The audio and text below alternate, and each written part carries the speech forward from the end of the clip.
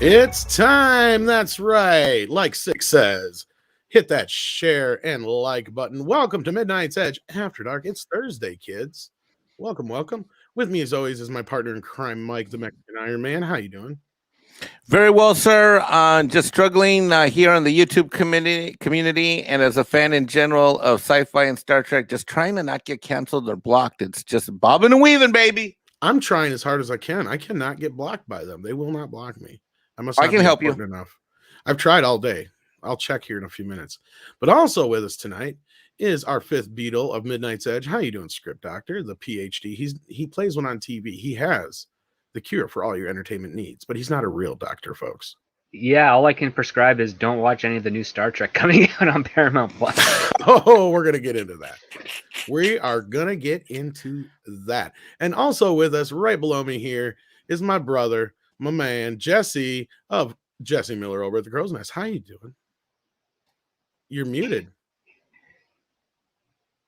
I never unplugged it after I plugged my headphones back in. There you go.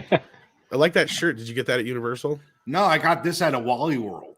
That's pretty nice find at a Wally World. Does it glow in the dark? I think so. That Not like well, but if it don't, it still looks cool. Yes. It looked bitching under a black light, I bet. It would look better if I wasn't so damn fearful of afterlife being knocked back again. I don't know if it will be, especially now that let me see it. Well, especially now that Venom got pushed up to the 1st of October, or earlier part of October. I can't remember. Is it the 1st? Is it the 1st or the 15th? No, it got moved up to the 1st. Okay. Yeah, but that's all fine and good. But why did they knock back the foreign dates on Ghostbusters? I mean, that's scary as shit to somebody. Australia's closed down. That's why. That one I will tell you. That's why, because Australia's closed down. And what was the other one? Because you sent it to me, Jesse. I can't remember. It was somewhere in Asia. Yeah, well, that's hard to say.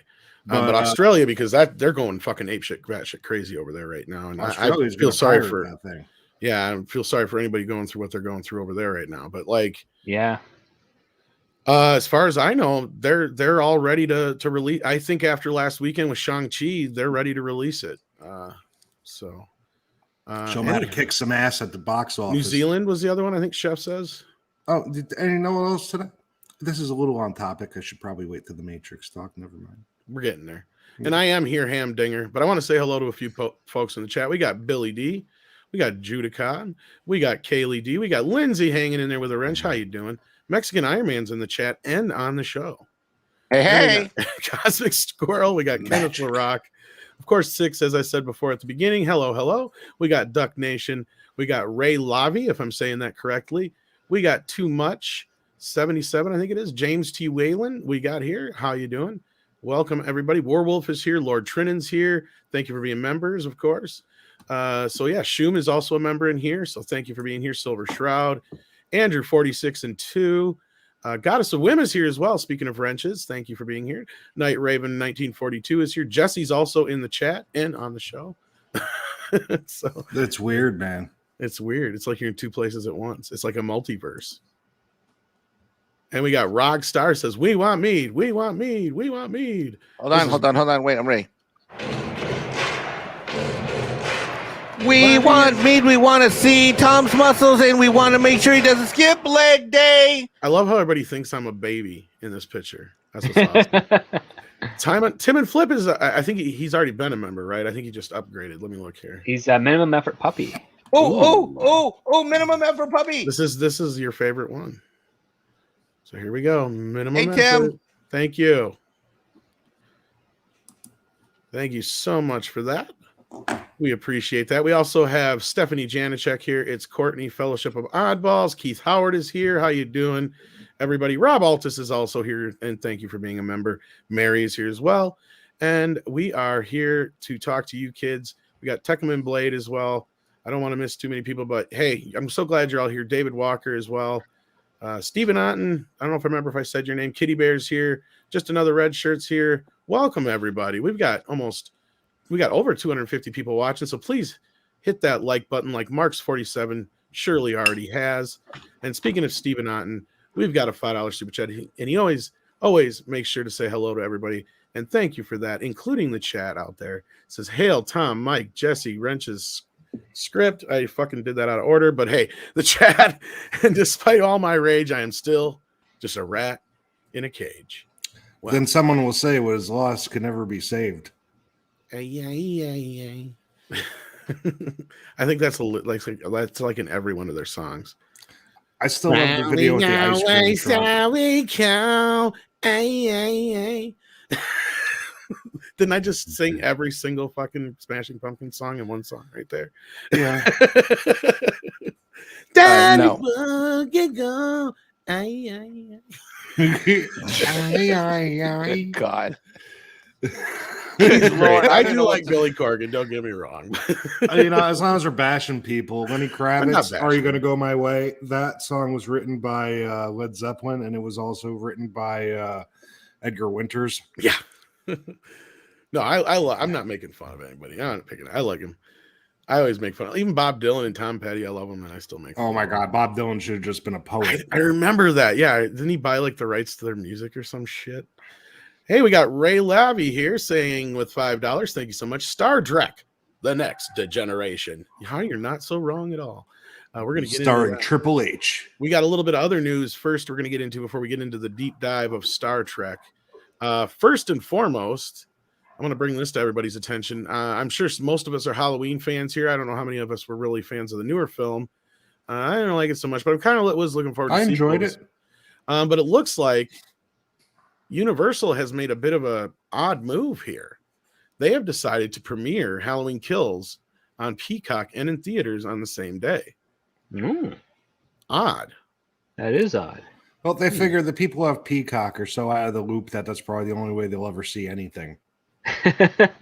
It's really stable service though. That's the thing. Like compared to all the others, there it's got the broadest reach and appeal.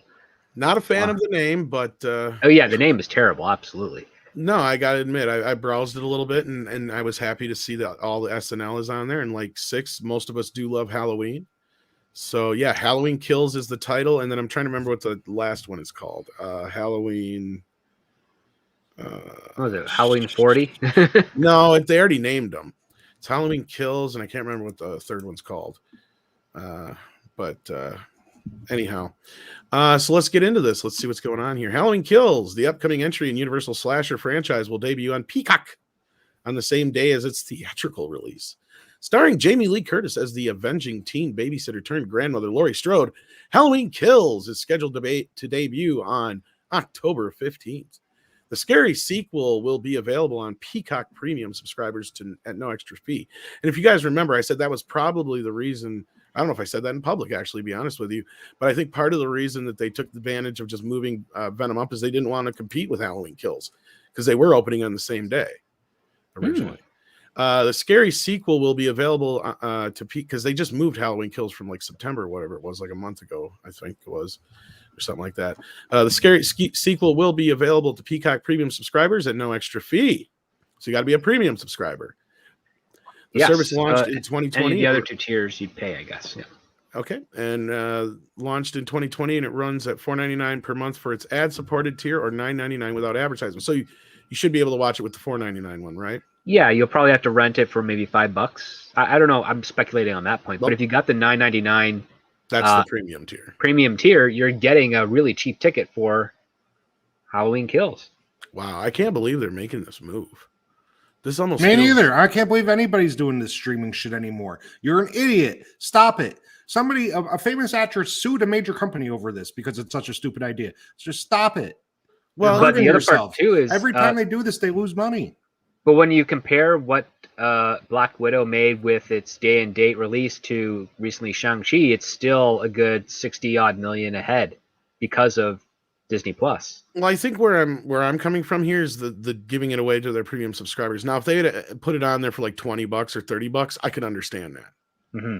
This is where I'm people are actually going for that. I think they're actually trying to do this to drive subscriber numbers primarily. I think you're right, Script. I was going to get to that. Well, here's the thing, Jess. Enough people did it to where the amount of money that they probably, and we made this argument, the amount of money that they probably made on Disney Plus off of Captain Marvel, even though it was like 2 million piddly people that bought it, they still probably got to keep more of that cash than they did the box office side of things. because a lot of that is just all they got to pay off of that is like the overhead for the servers and shit like that, and the rest of the money goes straight into their pockets, basically. Well, not even that. The regular monthly subscription takes care of the overhead for server running. So Exactly the my rentals is basically point, pure yeah. profit at that point, once it covers whatever budget you have. And if it's a $200 million film and, people are renting it to the point where they hit that $200 million mark, it's a lot cheaper just on that side of alone. But then you have to factor in the theatrical release and then the advertising on top of that. So it's weird math to start to try and get your head around, but it seems like it might be a viable option for the but future. in this day and age, it just seems so against all logic to think that your average family is going to sit there and go, "Hey, you want to watch a movie tonight? $30." Oh, we're not watching that. Oh no, Well, well, here's the thing, right? It's $30 for how many people in the household versus It doesn't matter. It $10, doesn't matter. It $15 doesn't for matter. the It's ticket. $30 out of the Commute. household budget to watch a movie. That's no, how but people that's the think. thing, though. Like, let's say you and your son, okay, you're gonna go to the theater. You'll spend $30 just to get in the fucking door, you two. I'll spend. It usually costs us about $8 or $9 to get in, honestly. And Well, then each where they get person, you, though, right? Each person. That's then, So, right, there's if 20. you want to get stuff there, that's what costs you. Right. Yeah. Well, there you go. Well, still okay. So yeah, but then a family of 3 or 4. Basically 2.4 children and all that statistic stuff, you end up making it a little bit back. But then you also have to think about the east and west coast cities where theater prices are almost double that. Like for me, where I am, if I want to go to a movie theater just either within the limits of my town or out into Toronto, I'm going to be spending a minimum of $18 per ticket. That's a lot of money. But if you tell me, me and my girlfriend, we could watch it on a streaming service for $30, we just literally save like $4 plus concessions and also a commute time as well. Yeah, but what kind of whack ass theater is charging almost $20 a head? You'd be surprised. These are dude. massive, these are IMAX theaters or massive screens with full recline and everything. Dude, most they're of all the theaters premium I go theaters. to, That's only even like the basic 13 theaters. here, and I'm in Connecticut. That's like Well, you're expensive lucky state. because honestly, here's the problem I have, Jess. I mean, if I want to go to the local theater, it's not so bad, but I hate that local theater. It's a piece of shit, and they only have like 2 things showing, and they didn't even. Get, you got one of those? Yeah, and it like basically what they did is they took one big screen and they split it down the middle, and instead of fixing the seats, it's split into 2 smaller screens now, and there's no seats in the middle. They're all off to the sides. Yeah, and the screen is so small, like like Michael tell you, I might as well just watch it at home on my big screen TV. It's not much bigger than that, especially if I'm sitting a few rows Do back. they at least have a balcony? No. Well, they used to probably, but the kitsch and the nostalgia is gone. Mm-hmm. Yeah, they took a beautiful theater and they destroyed it. They also have a drive-in, but I hate going to the drive-in because bugs and shit around here. But otherwise I normally don't have that much of a problem. But otherwise, I got to drive like an hour to go. But no, Script's right. For me to get into a theater in both places or any place that I want to drive to go see it, it's the premium prices for even the standard shit because it's bigger cities or it's like tourist cities and shit like that. So it's like $10-12 just to get into a standard feature. Like if I go during a matinee, I might get lucky and get in for $8. Yeah. But you're lucky you're in an he's area where you right. can still see a movie in a decent theater for that price, dude. You are very lucky. And if I go into Toronto and I go into any one of the big theaters they have there, these are like 24 screens per theater. Like they're huge. And the screens themselves are also pretty sizable as well. And that includes like IMAX and 3D screens included into that. So it's pretty crazy and pretty pricey. I do live in the sticks. Now, I don't have a very tough life. I'm not even trying to say that, Technical Chef. Not in the very least. There's a rep theater would do so gangbangers probably where Tom lives. Diego Flores says, also people going to Peacock could be the same group who are not willing to go to theaters if they have those numbers. Yeah, and I also think Script's right. I think this is a big move on their part. They're like, this isn't Fast and the Furious, but this is a movie that they didn't spend a buttload of money on, and the last movie made so much fucking money for them that I think they're willing to use this as some kind of loss leader, and I think they're willing to take the gamble that it'll probably make its budget back in theaters, because I doubt they spent much more than 50, 60, 70 million on this movie. I'd be surprised if it was more than a $70 million budget. Exactly, and that's more or less just to pay Jamie Lee Curtis, probably. Yeah. And you know what? The turnaround on this could be, they're like thinking, they could be thinking to themselves, you know what? We might as well just have one film that will try to drive subscribers. I think this would be a good bet to do that we're not going to have to be worried about. And sure, it might be a little bit insulting to the production team and crew, but I would not be surprised if Peacock through Universal said, listen, we've got this back end deal for you anyways to set it all up, because after this announcement, I've seen no response to this on social media from any of the cast or crew. Well, and the thing with this one, and this is why I'm not like all like, oh my god, I can't believe they're doing this, is because Halloween. Okay, I love seeing Halloween on the big screen. I've in fact seen every single Halloween that's been released since Halloween 6 on the big screen. This was going to be the first one I probably was going to just wait on, unless people really were starting to clamor for it, because I didn't really like the last one. I mean, I might go see it, but I have no real drive to go see it.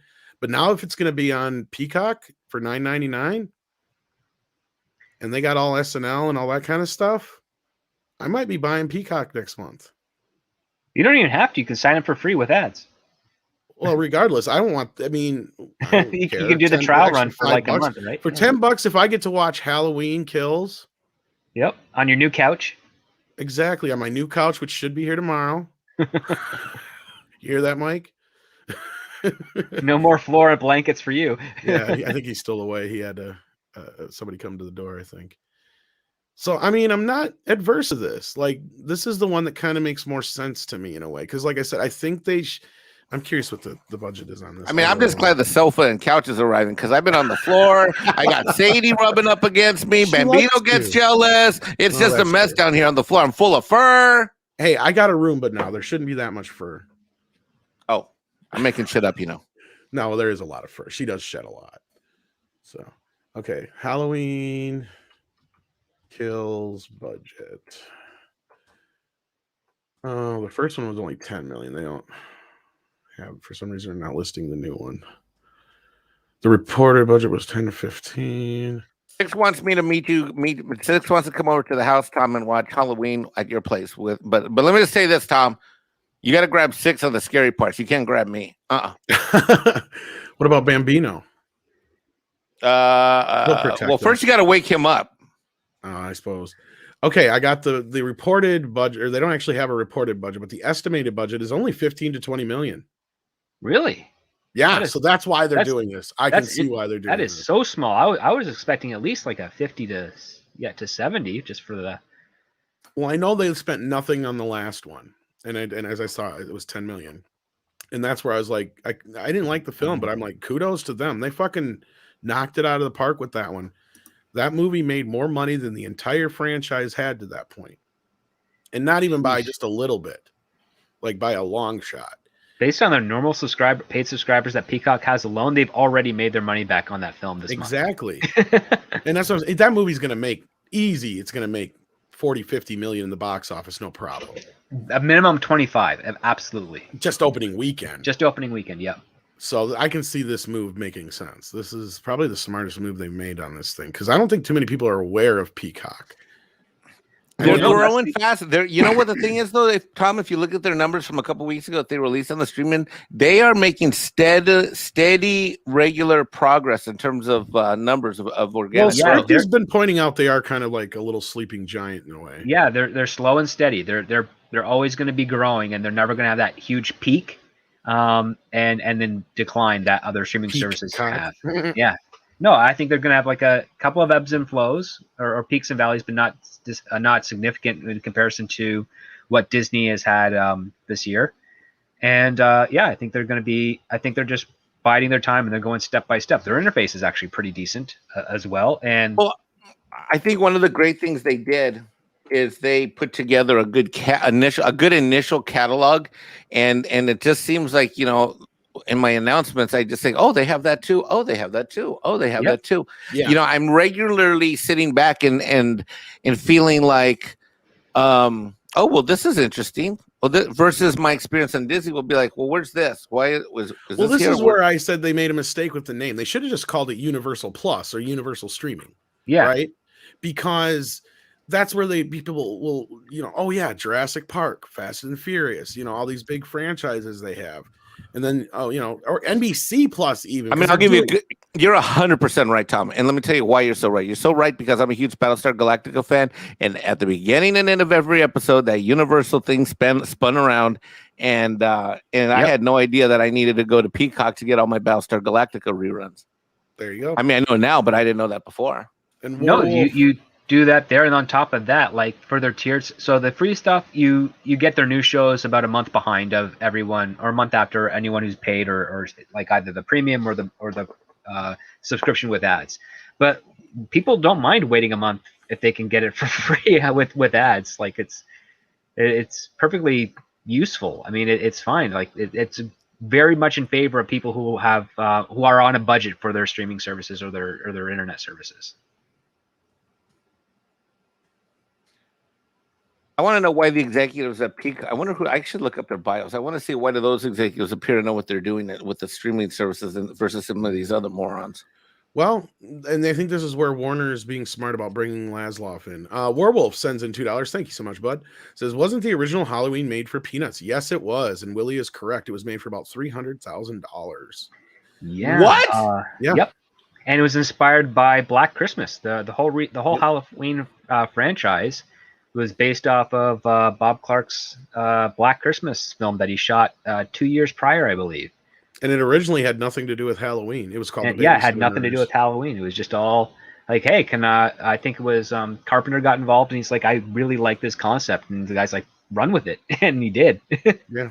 And then they just happened to look and see that no movie had ever really used the title Halloween, so like, fuck it. Like, done.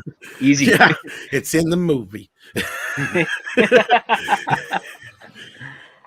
So, and of course, Halloween is a much better title than the Babysitter Murders, and stuff like exactly. that. And it is. One of the fun things that me and my friends used to do in film school was we would actually watch Black Christmas followed by Halloween, and then whatever other random newer film was coming out that season. Now, I remember when we did that, and we saw a foreign film called Inside, which borrows a lot of like cool techniques from other horror films, and including Halloween and Black Christmas. I recommend that when we check that. And then Monkey Jeebus is right. Friday the 13th was in turn a ripoff of Halloween. But the funniest story about Halloween is this: when they went to Mustafa Akkad to get the money for Halloween, they only wanted, I think it was like 20 or 30 grand.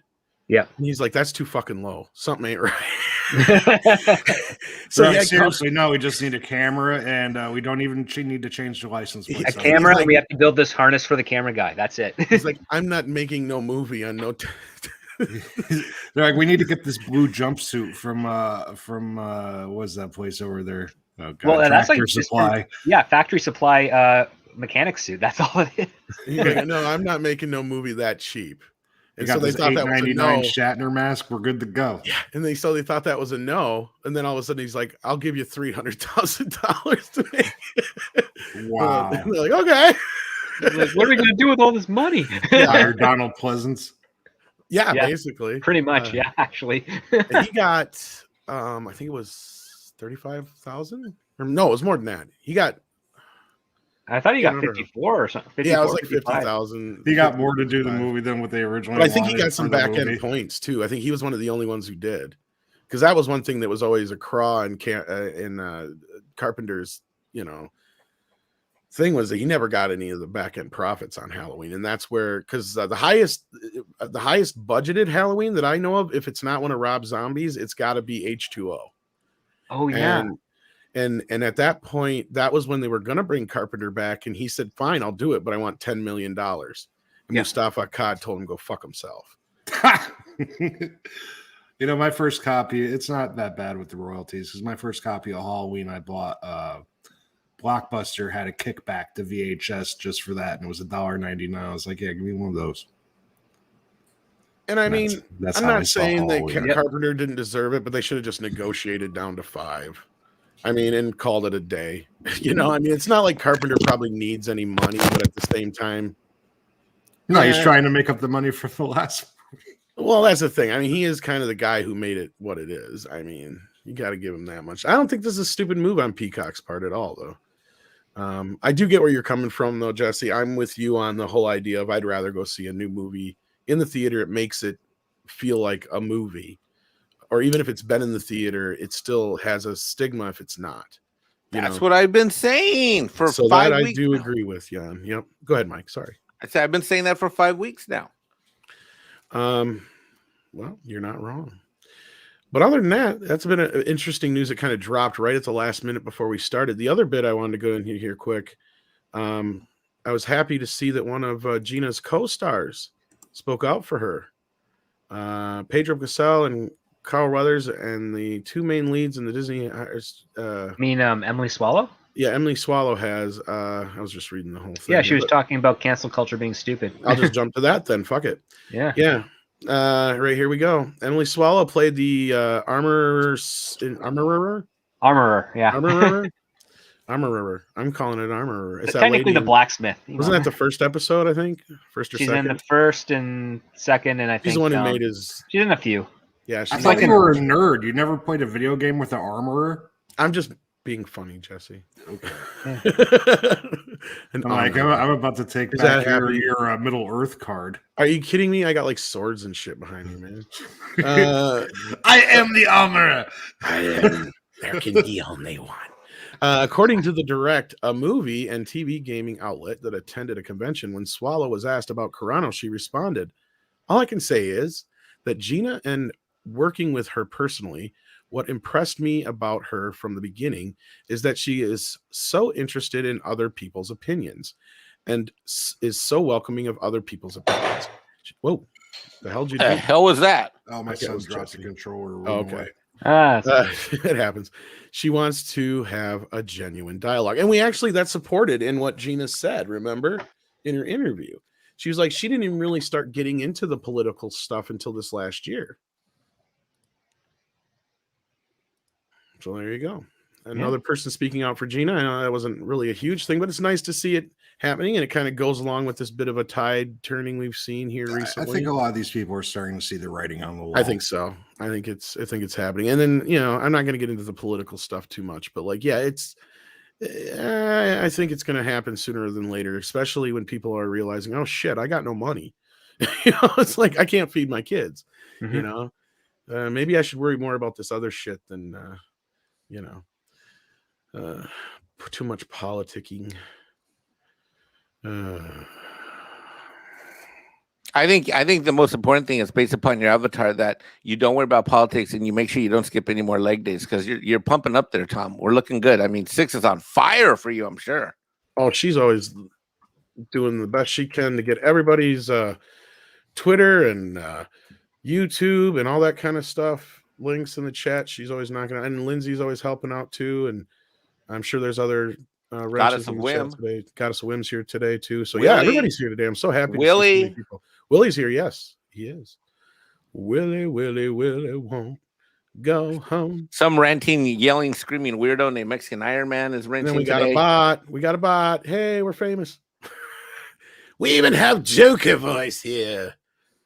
And in that point, I think we should let's plug what's going on Sunday. Jesse's muted, but speaking of Jesse being muted, that's you didn't hear me yelling about the hot, sexy girls in the chat. No, you're muted.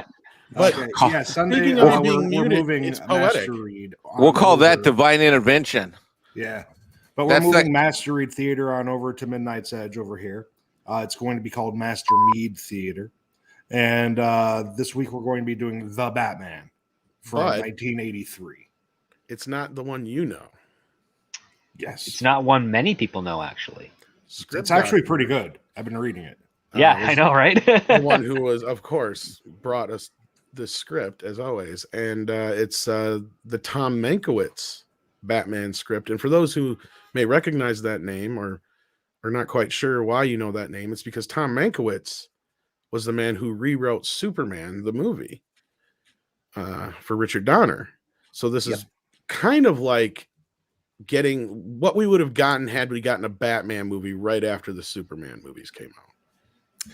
One of the guys was saying that I was watching a documentary about this script. Actually, there is such a thing. One of the guys was saying that they wanted to use Christopher Reeve, and I was like, you can't have him be Superman and Batman. It was the 80s; they didn't care. That was one option. There's also the part where they were trying to get Bill Murray to be. I heard that. Yeah, Bill Murray. Yep. I am the darkness. And to answer this, dearest, well, we kind of been practicing, or however we want to do this, trying to get our footing with this thing. We've done a few scripts over on Jesse's channel, so go out and check those out. But what they are is mainly scripts that were not used, alternate versions or never filmed versions, basically. What do you think the most fun one was? Back to the Future 2. Yeah, that was a pretty fun one. Yeah. Freddy versus Jason was pretty fun too, but that was just long. Yeah, it was. And it went off the And messed up at rails. the end. I think that this script was supposed to be long, isn't it? I don't know. Um, I haven't had a chance to look at it yet. I'm way behind. It's over 110 pages. I know that for sure. So yeah, and I think we're gonna have. I think we got some of the cast already figured out, but I don't know if people can put up with Bat Tom for 2 hours. Oh, you really don't want. I mean, it's fun. Bat Tom could be there. Bat Tom, it would be fun, but I don't think it would last that long. I was gonna say, I don't know. What if he acts super suave when he's Bruce Wayne, and then when he's Batman, he just becomes Batman? He's just Bat Tom. I was thinking that, but I don't know if that'd be too distracting too. Probably. When I was reading the script, I was thinking about that, and I was just like, "Wow, this would be a lot if this was a Bat Tom." Because I mean, I was almost thinking we should maybe, if we don't do, because I don't know if I could do Bat Tom for 3 hours, but if we don't go that route, maybe cast somebody else as Batman. And this one I actually narrate, but I don't know. Yeah, because I wanted to try the Joker. Because I'd probably play like Alfred, maybe the Penguin, and some other ones like that. But The Penguin isn't in this one. oh, he's not. I thought he was. This is the second draft. The first draft had Penguin. Oh, okay. Which, Okay.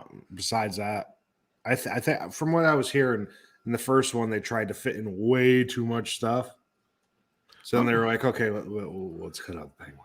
Sorry to interrupt, but we have Paulie in the chat. Hello, how you doing, Paulie? Hi, We also have Paulie. Cooking with Ruthie. How you doing? Oh, hey. Oh, hey, Ruthie. Haven't seen her in Ruthie, a while. How you been?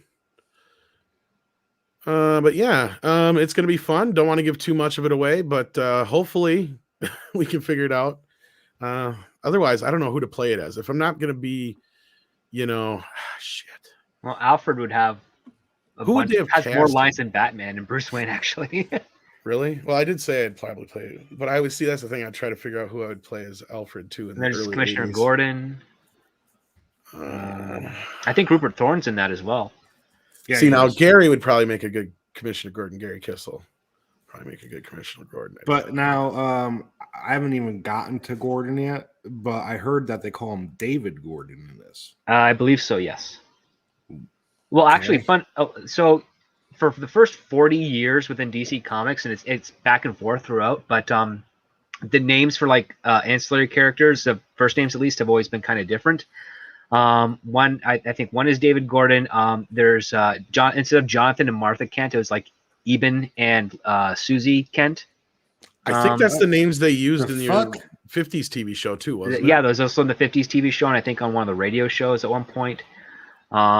Yeah, like the media has some weird translations and stipulations to it, and I don't know all the details as to why that is. But yeah, it's just kind of interesting. I just assumed that his name was his first name was David, Mm. or yeah, David James. I never. Gordon. It was James Gordon, as far as I always Yeah, know. it's James Gordon. yeah. James David Gordon doesn't James sound David. right. sounds Gotta get rid of like- that David. Got to get rid of that. Was it? I wonder if it was a Bruce thing. Remember? like a David Oh. Bruce Banner type thing. Yeah. James sounds too gay. Let's make him David. Let's call him David. Andre's Alfred would be great. But here's the thing: we're doing it this Dude, week.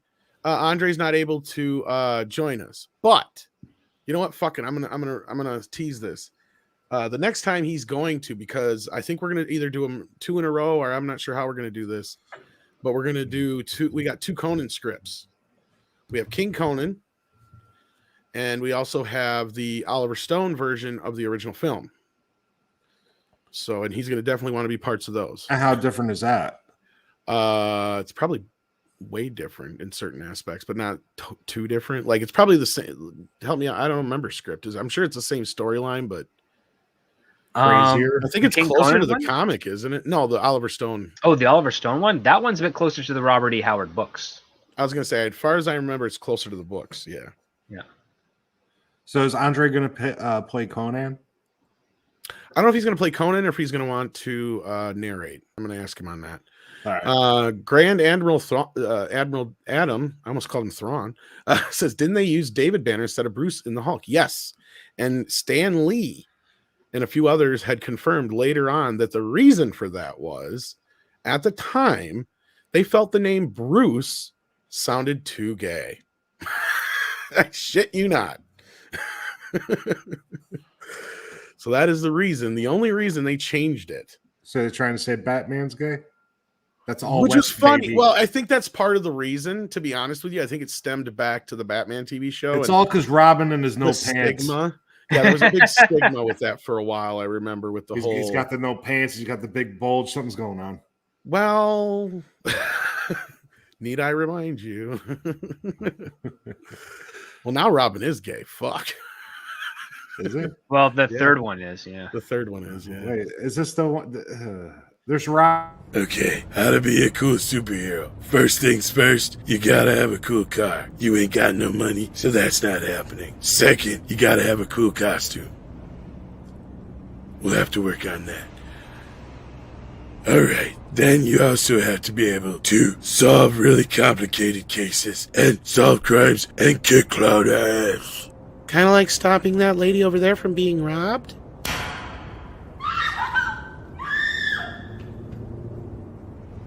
Are you fucking serious?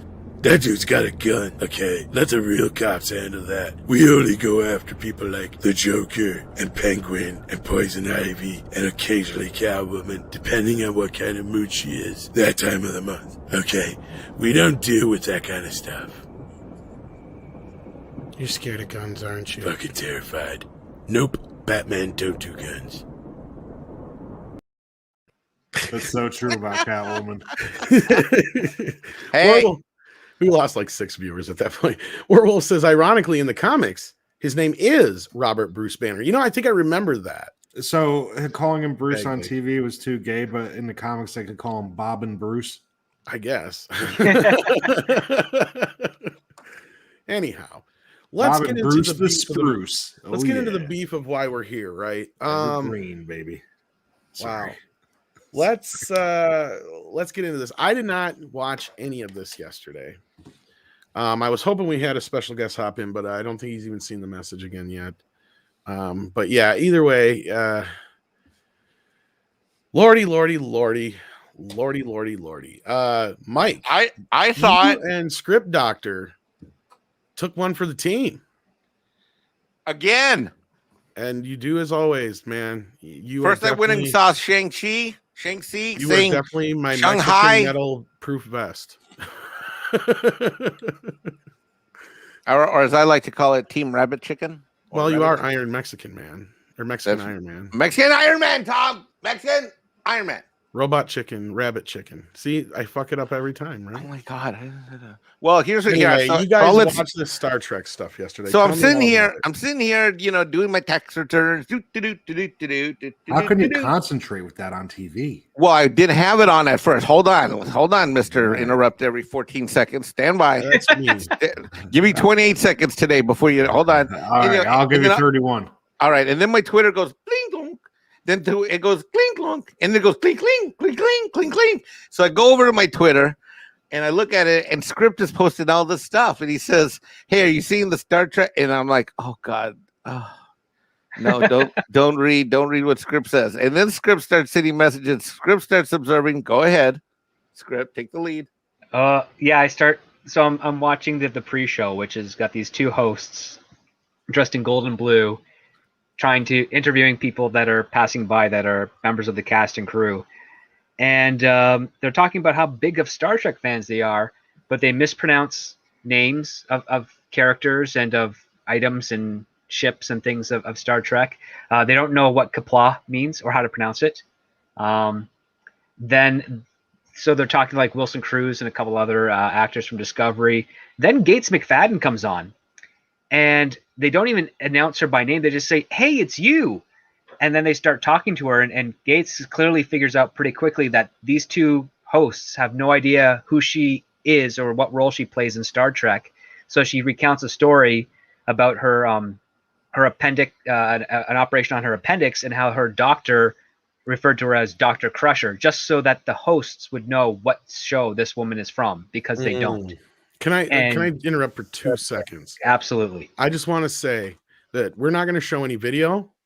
We're not going to show any clips. We're not going to show anything from this day. So sadly, we cannot show you how disgusting this shit was, because we're not going to chance getting flagged down by CBS because they've been going after people. I just want to let that be known right now.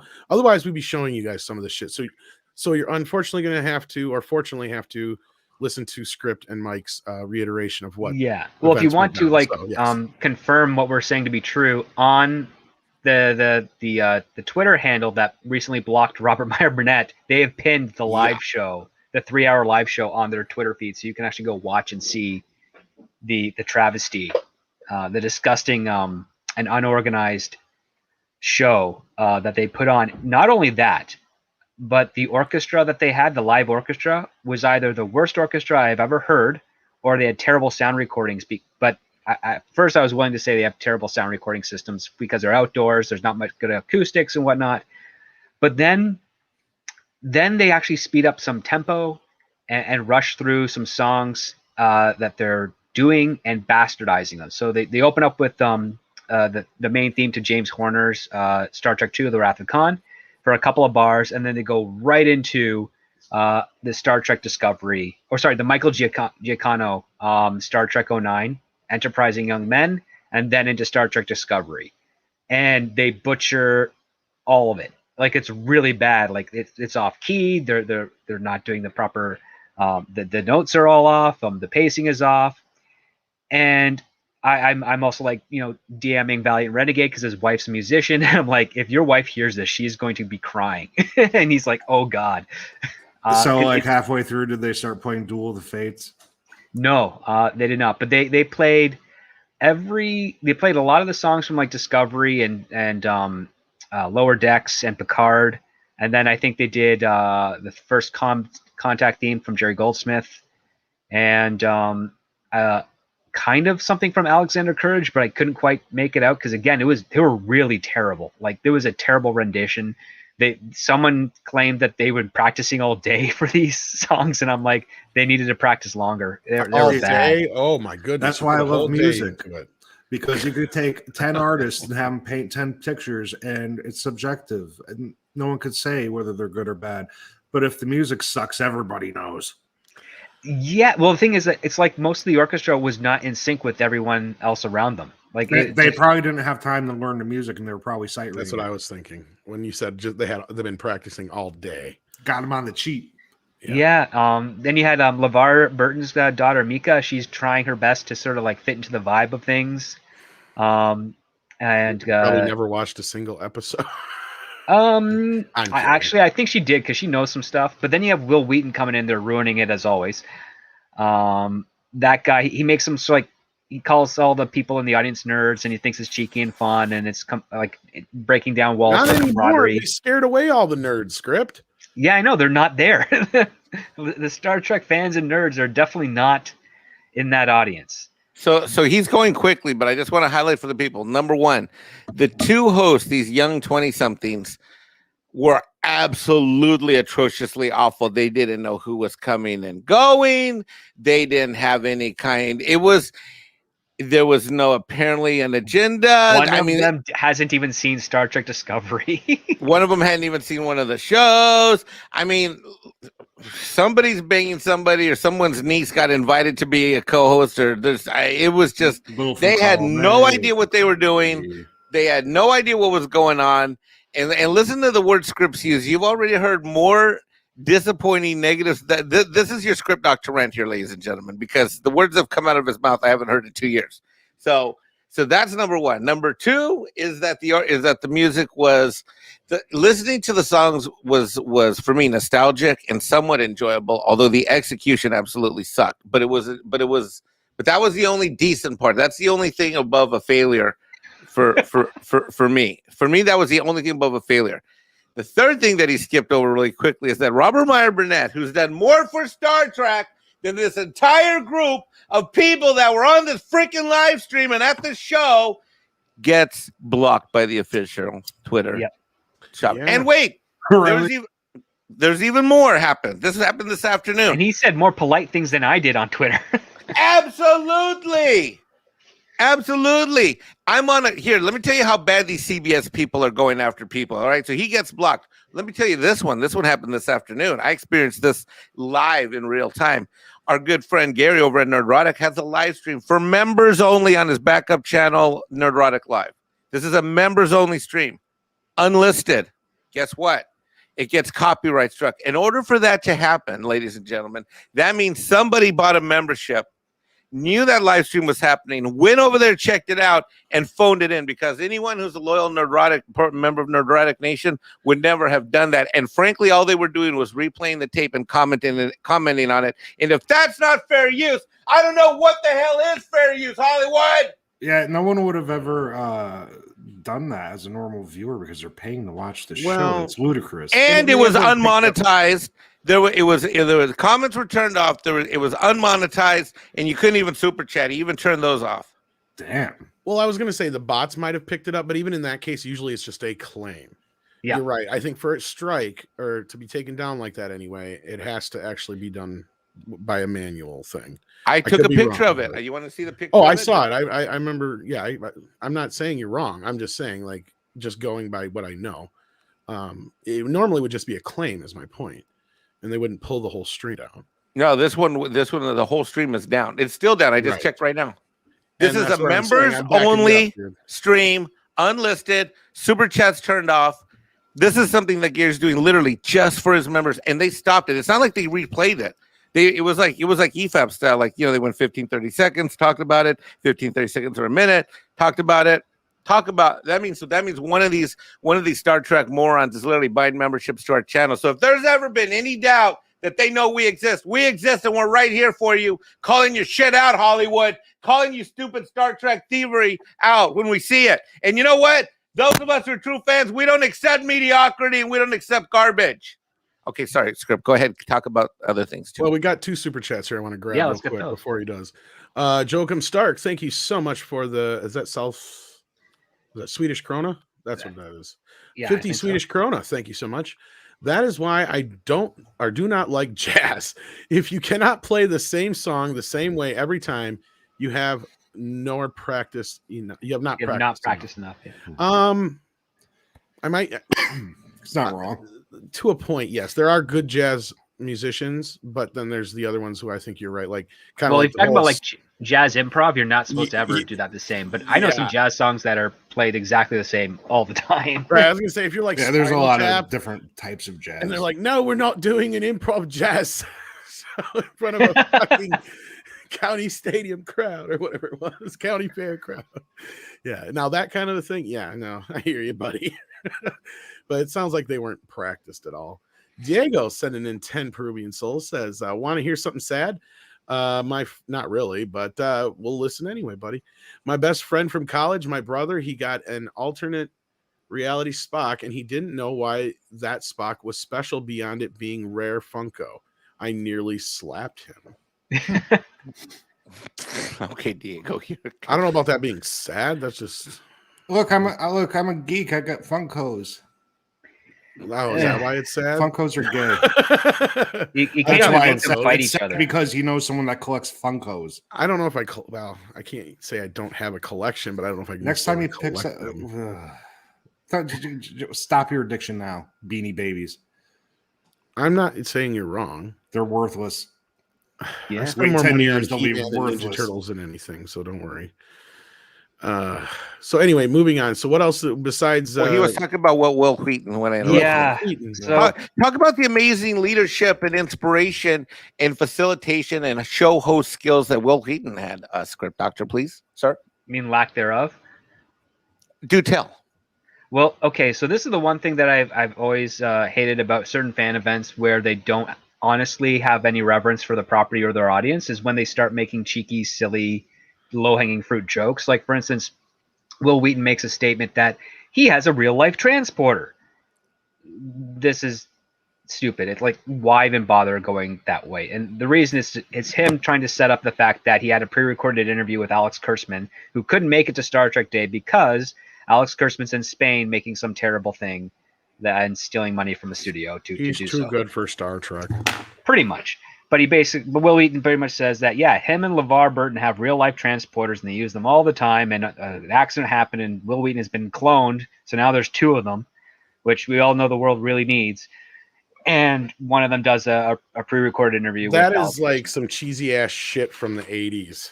Did somebody go up and slap him and say, shut up, Wesley? Someone should have. I would have if I were there. See, that would have made it an actual funny joke. Yes, Mika should have slapped him because she was even not buying it because I think Will Wheaton went off script there, and because he planned this himself, and because she was kind of lost, like she didn't have her fake, like oh that's what's going on thing for their other bits. She was like, what the hell are you talking about? And then you had the interview with, you had the hey Fatal J. Hey, Fatal J. So yeah, he does the interview with Kurtzman, in which case they don't even talk really about Star Trek or anything of that nature, which is actually a running theme between not just Alex Kurtzman but also Akiva Goldsmith, who says absolutely nothing about the show, and that's because I've heard from 3 different sources that Akiva may be the showrunner in title, but he is not actually writing any of the episodes of the show. Awesome. That's also not too great, because it means that he's probably setting out notes or outlines of things that he wants to have happen in the show, and then the people who are on the writing team are having to comply with that. And could you talk about the leadership role that it being Star Trek Day and it being the 55th anniversary? Script, could you talk about the prominence and the role of the great William Shatner in the event, please? He was not there.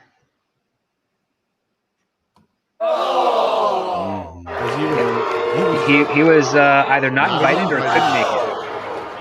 I think he's made it pretty clear that he really hasn't been too chummy with the Kurtzman crew.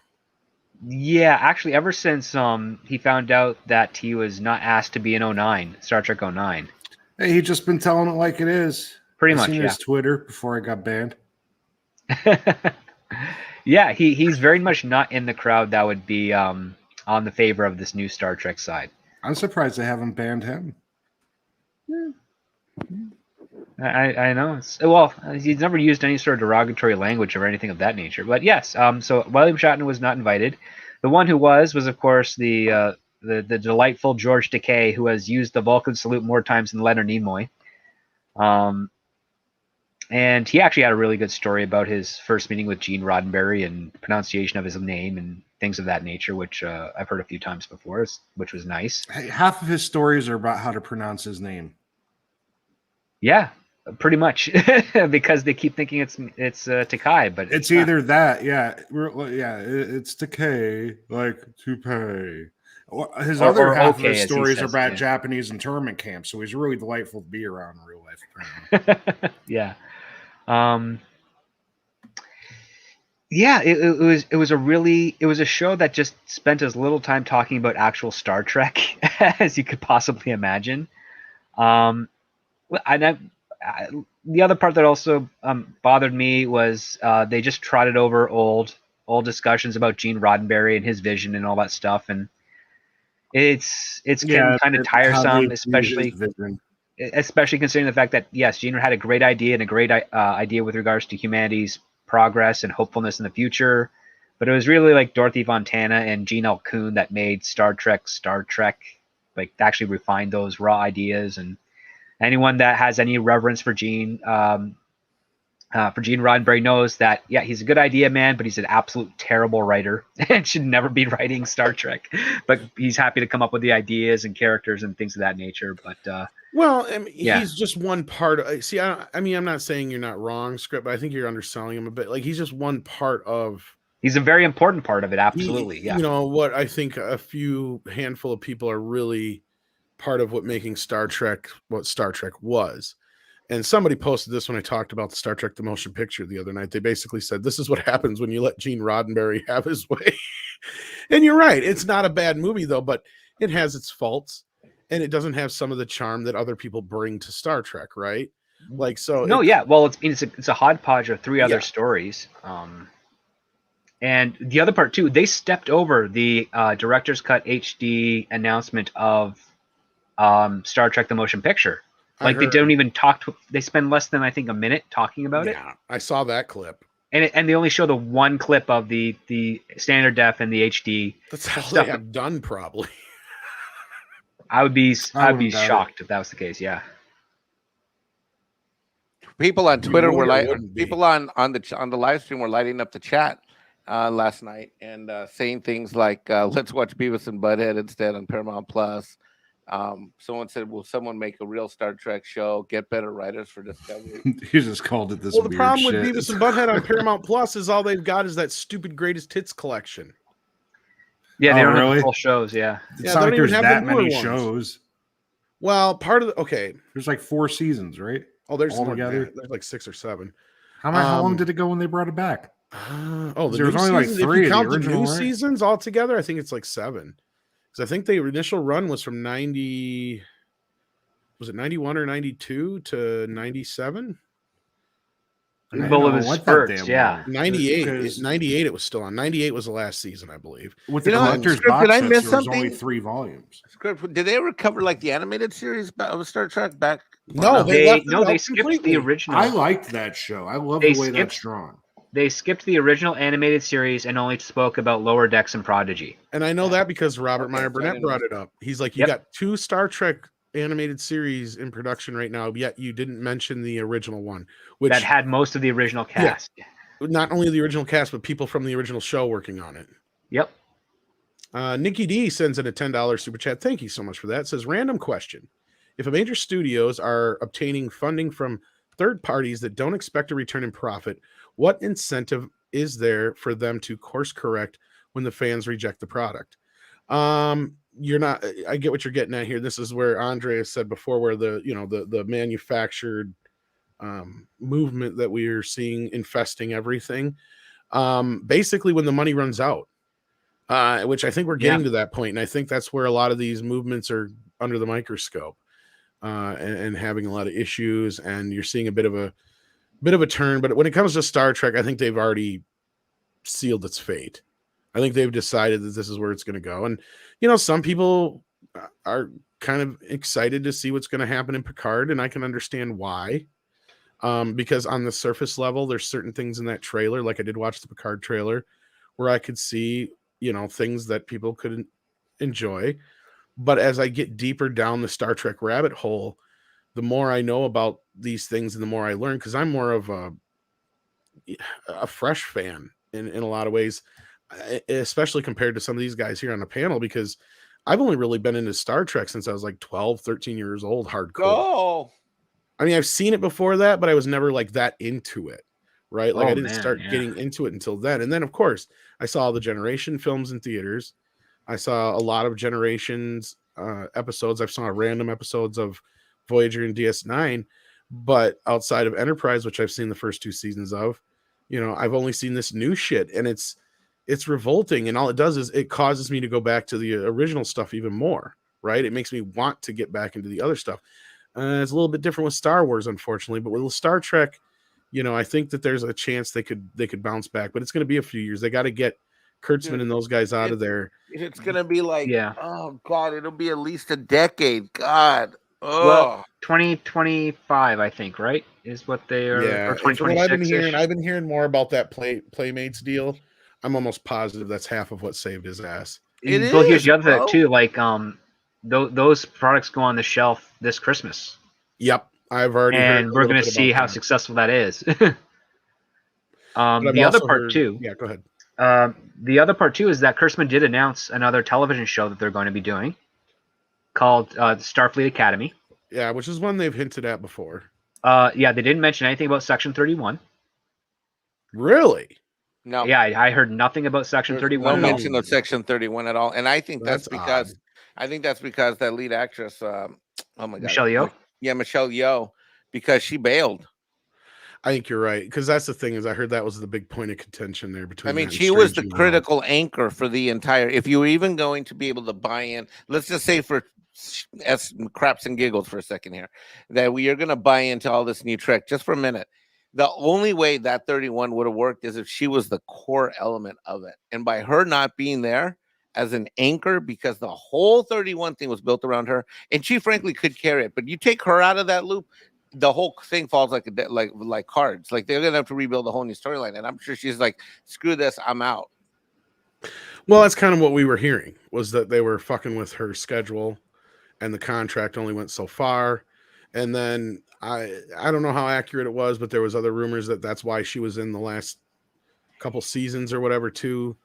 And then like the other thing that I was hearing was that the whole point of contention between Akiva Goldsman and Kurtzman was Akiva Goldsman got Strange New Worlds greenlit, and that got in the way of Section 31 again, which was another thing that got pushed down the road again because they can only have 5 shows in production. Well, that's when the new deal came in, right? That's probably where when we heard Kurtzman came back. Like this deal probably was made a little while back.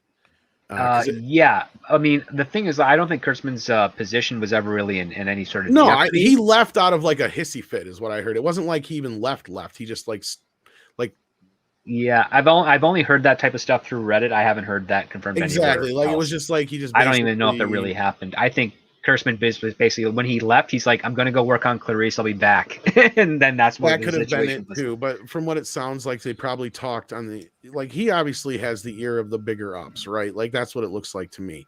And if anything, the only person that Akiva probably had even remotely in his corner was Emma Watts, and we only know that's a possibility just because they've worked together before. We don't know that for a fact.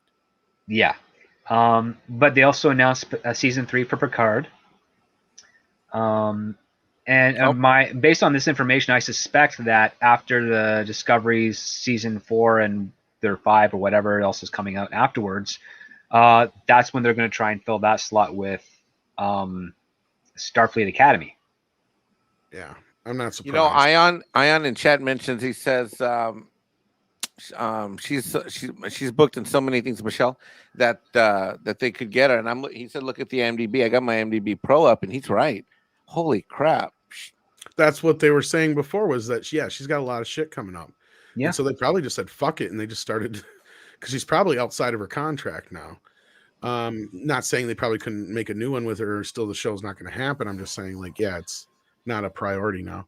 I'd rather watch a Gina on a top show personally. I don't know how they're doing a Picard season 3. How much did they pay Patrick Stewart? Because I can't see any facet of this character. It must be all of the monies, quite literally, because I can't see any of this facet, any new facet of this character that would interest an actor who's done Shakespeare for so long and has such a storied career. He doesn't care about Star Trek. I think he's even said that kind of shit before. Like he's never even watched it. Yeah, but can't he just make they gotta be paying him some ridiculous amount, because otherwise he would just be playing. He is getting paid well, but the other thing is, we learned early on, Jesse, was that he got into this because they allowed him to interject his politics into this, and they made it. He was all on board with what they did to Picard. Like he wanted that to happen. He wanted that. He talked. There were a lot of interviews. He was bought in hook, line, and sinker, and.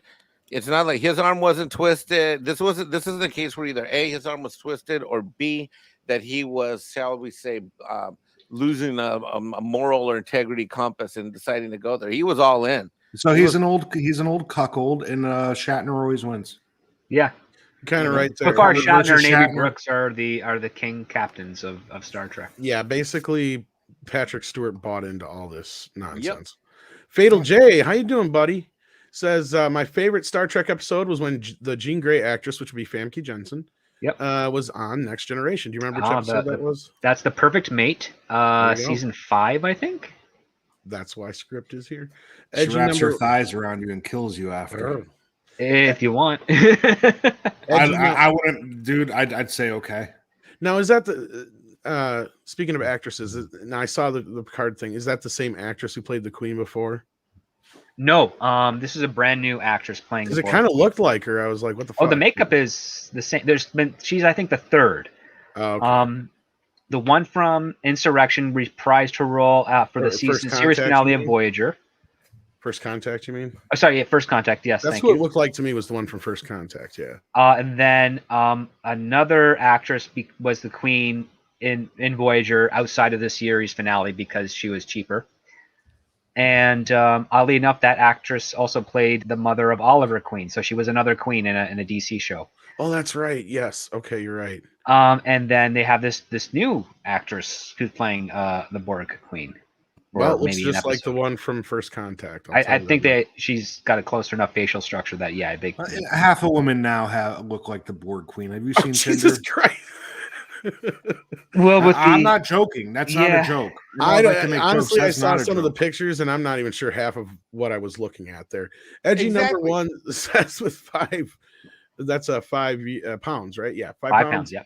Says so half-arsed, like these idiots have got hold a big Starfleet vessel, but no one knows, or even who cares who's in control. Yeah, you're talking about the Prodigy show. Not only that, Yeah. Anson Mount said very little, and I don't think he's happy. Ooh. Well, see, here's the other thing I've wondered is if this Strange New Worlds isn't just like a 1-season thing. It Well, might be. I am completely sure it is, because on the Sunday night show, Tom, as you know, when I did Doomcock show on Sunday, we spent the first 30-45 minutes going through all the props and all the uniforms that are being auctioned off, and all of the stuff from that show is being auctioned off for. Well, I did hear. No, those are different. Those are different uniforms. Yeah, brand new uniforms for Strange New World, and they're terrible. I did hear something about it maybe being a limited series, but I wasn't Why sure. Why are they doing 1 season when they automatically order second seasons for things that haven't even aired yet?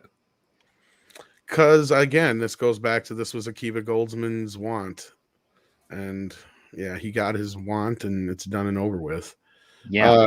Goddess of Whim, thank you so much for the $5 super chat. Says, I grew up on TNG reruns. My late grandpa loved Star Trek. He was in the Navy. I have his TOS movie VHS box set. It is a beautiful collection. Oh, is that the one where each one of the spine put together makes up the Enterprise?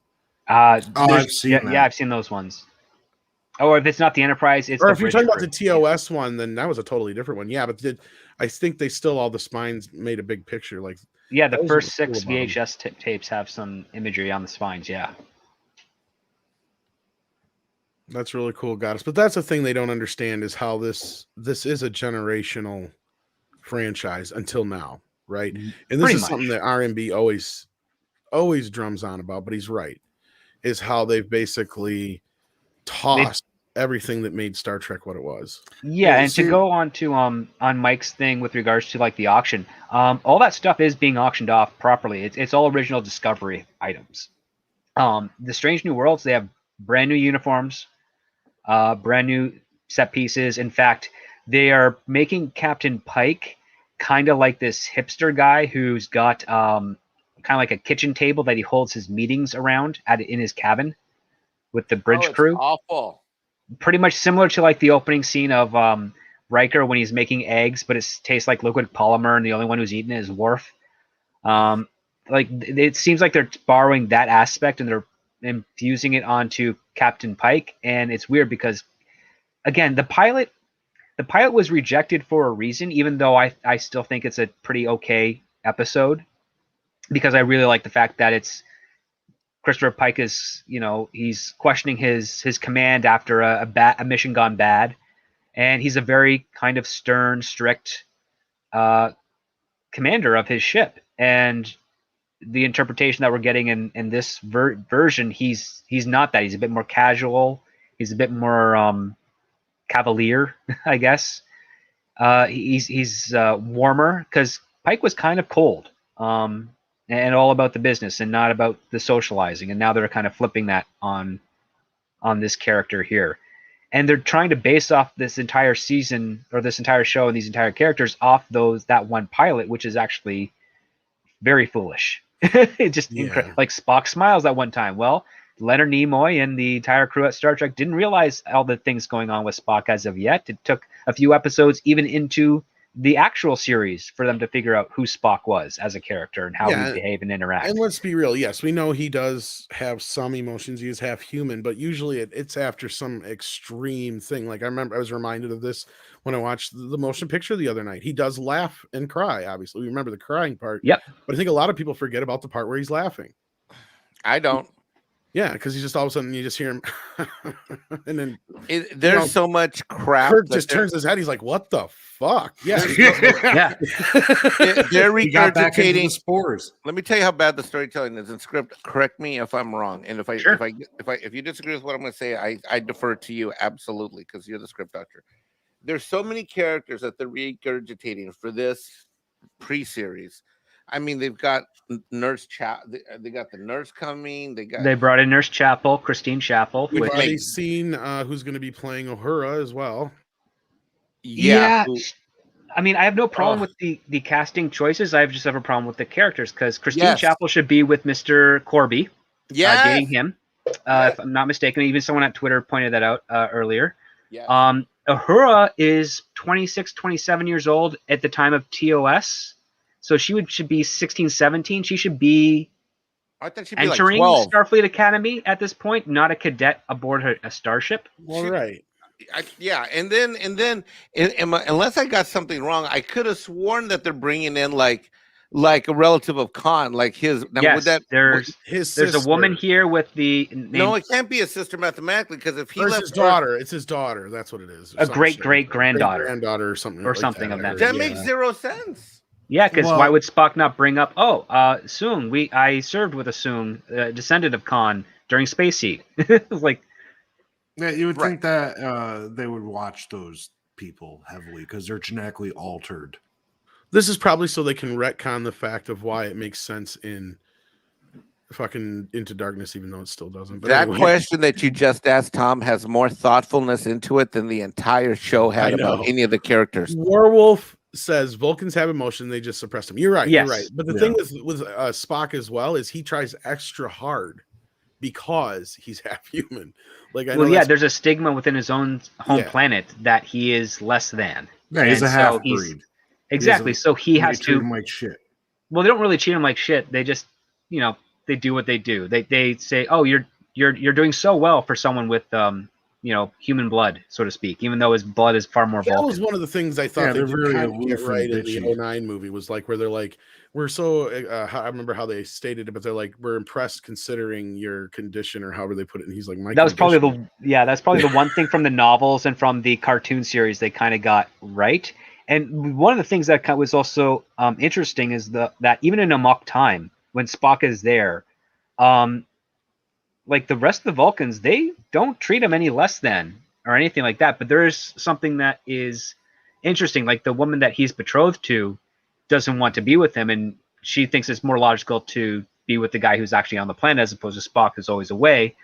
And I remember hearing stories at conventions, like maybe it was not just because of that, it was also because she did not want to have a child that would be 1/4 human, as well, like, blood. of that type of stigma. And so, I mean, I wish Mr. Burnett was here because he would know all the details know. of that. But yeah, like that's just the stuff that they're doing, and they just don't they just don't get it. They just don't understand it. I know why they put the Conan. I know The why Khan? they put the Khan, because him being of superior brains and superior physical prowess. They're like, well, let's have someone stunning and brave female descendant come in. That'll do it. Well, okay, so here's the actual kicker. So they complete the full name of Una, number 1. Her name is Una Chin Riley, which I swear is something I used to order at the Panda Express when I was in California. Oh Sounds my like a God. stripper. No, it sounds like a dish. a fake Asian dish. That's what it sounds like. Well, I would hope the stripper was a dish. But Yeah. But yeah, these, like, seriously, any descendants of Khan or any of the other warlords that took over at that time, they'd be in prison. They wouldn't even be on a watch list. They wouldn't be allowed to breed. Fuck, Well, they definitely probably wouldn't be in Starfleet. I'll tell you that much. no. You see what he did to the ship? Well, not only He that. acted like he wanted to know something about the ship. He almost killed everybody. Well, take They a look at stole the red Julian Bashir. He's a product of genetic manipulation, and his parents were, well, his father was actually sent to a penal colony because of his, altering the genetic makeup of Julian Bashir because he had an impediment in his mental development, and so he became like essentially a Superman for Star Trek Deep Space Nine, because they also ran out of ideas for that character as well. Julian Bashir, I think, is the least interesting character on Deep Space Nine, but it opened up this other world where other eugenic specimens were brought in, and they were doing all their stuff, had their own little subsets and stories and things of that nature.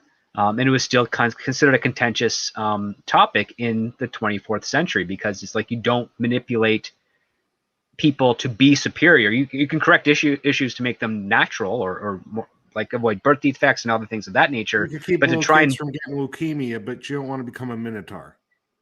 sure, it's like you don't want to make them more.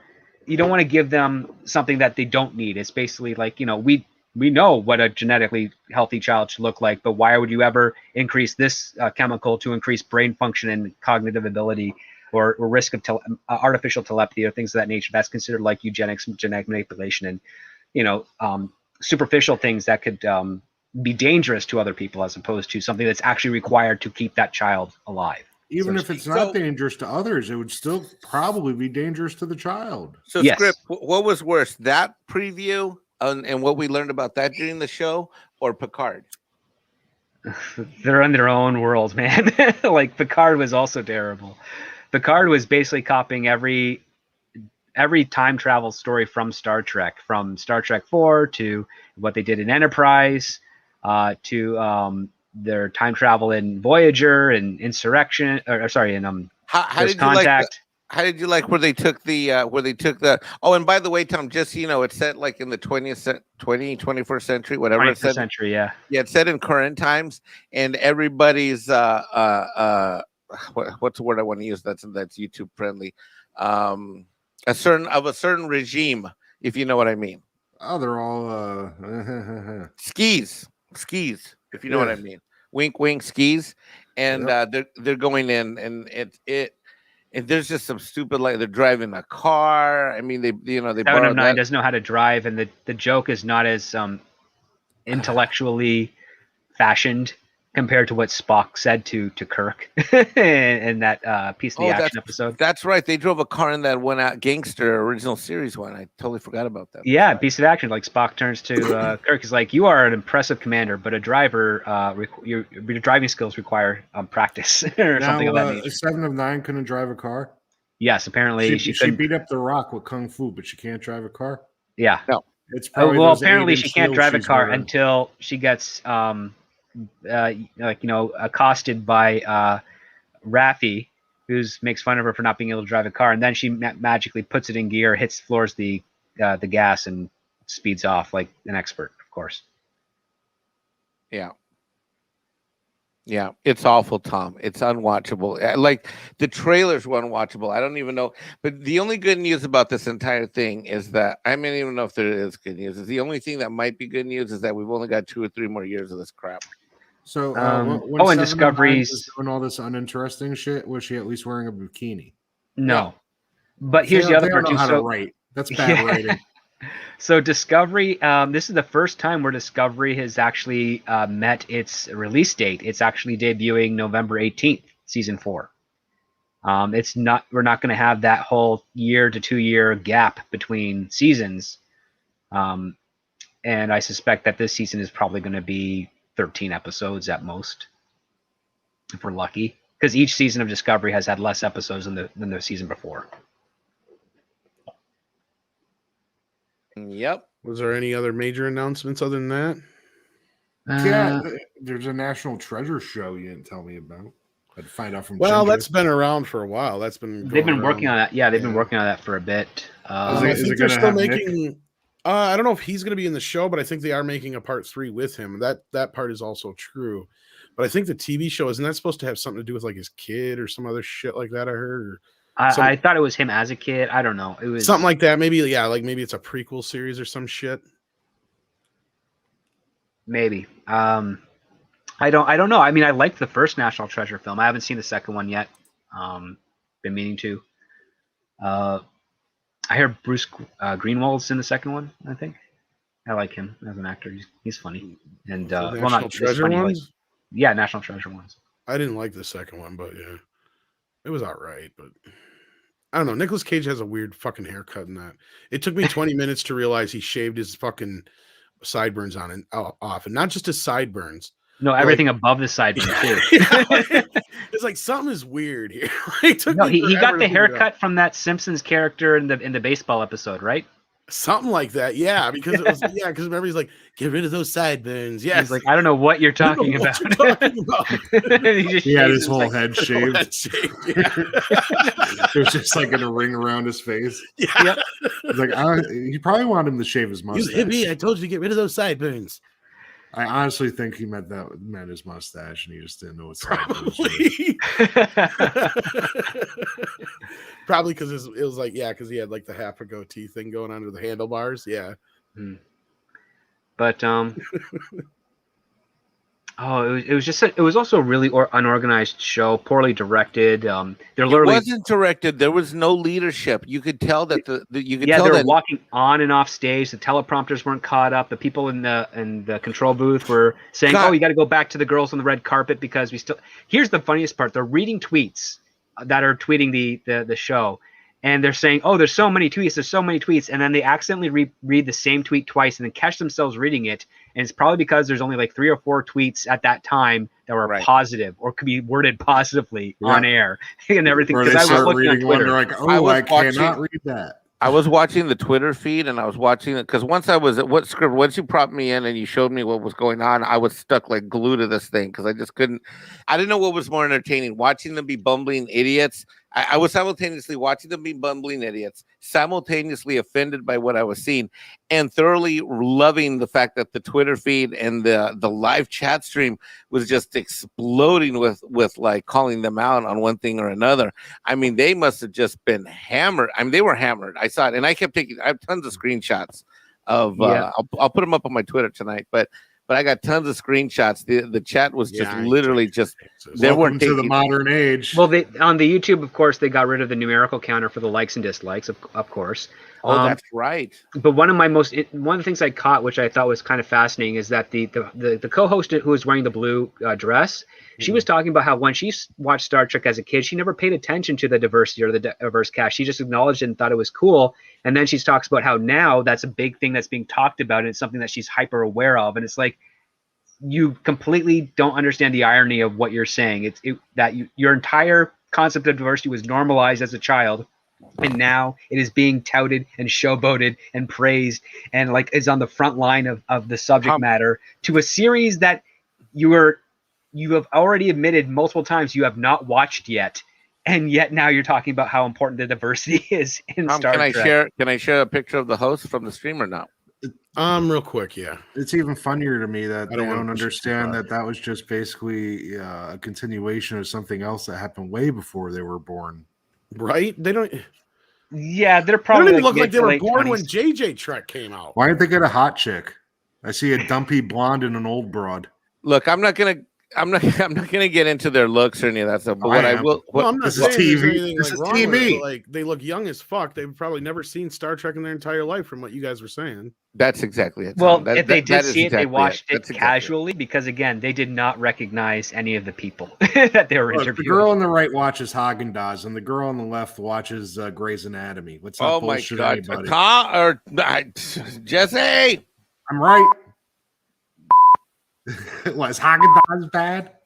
I don't know. I just felt like beeping you just for the heck of it. I don't I got the know, button. but- It's big and red. So the I'm worst curious part if of I've it ever had to me Haagen-Dazs, now that you was when mention it. I wanna they were interviewing LeVar Burton's, I believe it's his daughter. I Yeah, think it Mika, was. she's one of the co-hosts with Will Wheaton for the main stage event. Yeah. Okay, and so when her dad came in, they were kind of, it's weird, they kind of left and gravitated, and then they were talking, and then he says, oh wait, there's someone over there with the microphone, let's go talk to them. Like, these two hosts didn't even know who LeVar Burton was. Like, you could tell. Really? Like, No, How they do did you not know. who LeVar Burton is. They didn't know who anyone was. They didn't know who anyone was. Tom, I'm telling you, it was absurd. It was absolute. If you're gonna, it would be like, let's say we had a, let's They say didn't we even had know who Jerry O'Connell was. Well, then And I he Yeah. came on, he just It's walked like in this, and Tom. started It's like talking. this. Let's say we had a birthday Why party was for Jerry Midnight's Edge. O'Connell? It's our Oh, yeah, 5th or he's in- 10th. I don't know. That's right. Never mind. Let's say it's Midnight's Edge, it's 5th or 7th or 10th birthday or whatever, and then our host, Script Doctor, walks in his blue shirt, and someone says, "Who are you?" I'm Script Doctor. Okay. Well, okay. The buffet. I didn't lane's know over you were there. in the Star Treks. I mean- yeah, it was really, really bad. So like Jerry I'm O'Connell really comes sad on. that I haven't seen anybody dressed as a Wookiee yet. They didn't get that bad. Chumley? But they tried to say, they tried to pronounce Qapla' and they got it wrong. Cape Yeah. No, Yeah. it was worse than that. But Qapla'? later on the stage, when they're doing the lower decks panel, Jerry O'Connell is invited on, and it's a last minute thing. They did not plan for it. But when they bring up the title, they don't say put his character name underneath his ransom. They just go Jerry O'Connell, actor. Oh my god. Yeah, Seriously? seriously. Well, it did take me a minute to remember that he did the voice. No, but not only that, it's No. just like he's also, he's married to Rebecca Romaine, who's the. I know who he is, but I can't fault some of these people for it. But come on, like LeVar Burton. She's like, oh yeah, that's right. You played the deaf guy on the show. Yeah, that's exactly how it went down. It was weird, yeah. Were you upset that your character never got to use a lightsaber like all the white guys? Is that his wife or his daughter? That's his daughter. Okay, because that's the one that was with him when we met him at the Star Trek show. No Shit. Yeah, I remember talking to her. That's right. She's a cool girl. And she's just getting her nice. start. Yeah, she's just getting her start, and she was really having you could I tell felt that she like was struggling. I actually felt like she had the girl on the left. I actually felt like she had some grace and intelligence about I herself. apologize. I thought she was his handler. That's how she was at. Like she was just very perfect. Like She was very listen. I could tell this girl inside was like, why are these two girls being idiots and trying to interview? But she, God bless her, she rolled with it. God bless her, she rolled. She was not cringe or shill. I really felt bad for her that she was there. I don't think it's doing her career any justice, and I think she would. They should have given her the red carpet and given her a mic, and she would have done it. I mean, her dad's a Star Trek. I was not hitting on his daughter. No, she was one of the co-hosts with Will Wheaton. So she was the co-host with Will Wheaton, so she couldn't do the red carpet stuff. What they should have done is they should have not had Will Wheaton, just had her. And then look at maybe even LeVar got Burton's Sirach in face, there though. to do some of the stuff because I think he was doing something else, so he couldn't make it. But he had a really nice he did a really nice speech. What the fuck did you have to put that on the screen for? You said Will Wheaton. I thought that was a cue. I thought you were cueing me. I told you never ever put Will Wheaton on screen. I thought that was my cue. Don't fire me. I just got hired. Don't fire me. That I'm was sorry. what I said. I never said put him on screen when we cue him up. I said don't ever put him on screen. It's all right. Unless it says Will Wheaton. Okay, sorry, boss. maybe if we get to the day where if that fucker actually dies before I do, then we'll give him an actual I liked him in Stand By Me. He was pretty cool in Toy Soldiers, and then he turned into an asshole. I mean, the other so just to finish up with Mika Burton, who she's starting her career. She does modeling. She does a little bit of acting. She's her father's daughter. Very gracious, very very fun person. I felt for her because she was trying to roll with some of the improv that Will Wheaton was doing, and also that some of the guests were doing, and she was trying to make it fun and lively. But there was a lot working against her, and oh my god, so. Wow. And I'm not actually saying, oh my God, with regards to the actor on the right. I'm actually saying, oh my God, to Blue, who plays Adira, who's on the left, because she walked up on stage dressed like Pugsley Addams from the Addams Family. Is that why she's dressed like a dude? If I was, just like a fictional character. If I was her publicist, I would be like, you need to wear something that's whatever you want to wear, if it's on a masculine side of thing or feminine side of thing, I don't care. It just needs to be a little bit more formal than this. Right. Wear a full suit. If you're going to wear a suit, wear a full suit. Yeah, a full suit. At least the one on the right there's actually casually dressed. Yeah, no, I mean it's a nice dress. Since when does any suit have shorts if you're not Angus Young? Angus Young or trying to be Kevin Smith, yeah. That's what I was thinking. It looked more like AC/DC. Yeah, Diego's like, my eyes, they burn. They saw the Wheaton. I warned you, Mike. He looks like a chipmunk or something. He's like Uncle Buck's hat, right? You just got to remember Uncle Buck's hat. Yeah. A lot of people don't like this hat. It angers a lot of people. Oh, yeah. When I hear Uncle Buck, I just picture him with that big drill taking the door off. Huh? Maybe it's the hat. A lot of people don't like the hat. Like the hat, yeah. But, Eric Winberg, thank you so much for the $2. Happy Thursday, Mead and chat. Well, thank you so much, Eric, for that. We appreciate it. And thank you for being here and listening. And Wildman Beyond says, I'm looking forward to the new Matrix, but I prefer They Live. It came and told that story first. You're not wrong. Yeah, They Live is great. Yeah. I would have loved to see Roddy Piper with Neo powers, by the way. Could you fucking imagine what would come out of his mouth? I'm here to kick ass and chew bubble gum, and I'm all out of bubble gum. And I'm Superman! This is a stealth mission!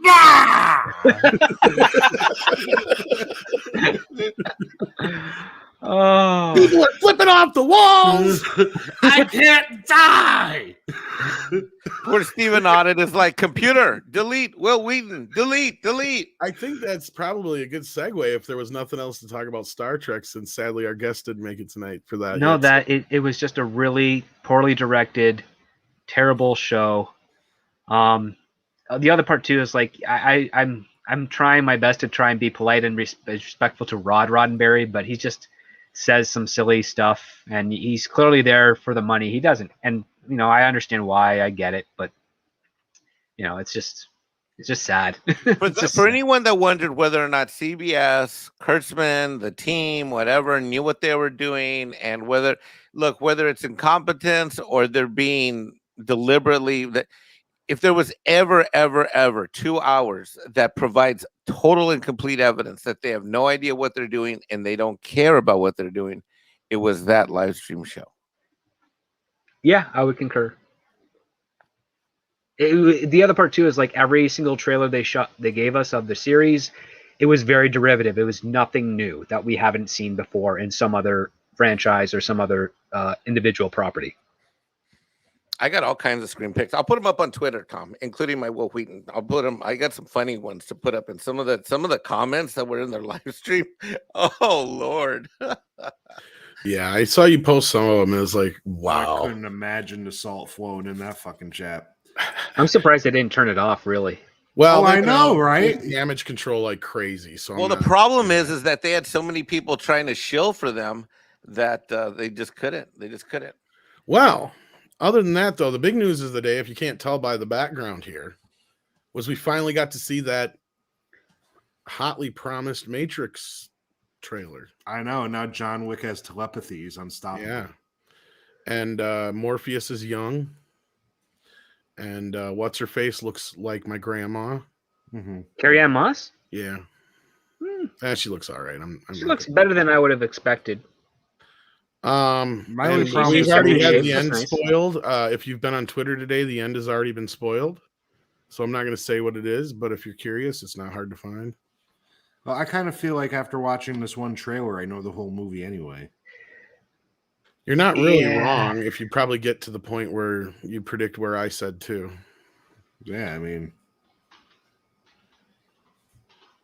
there you go. It's a movie. It's just a movie.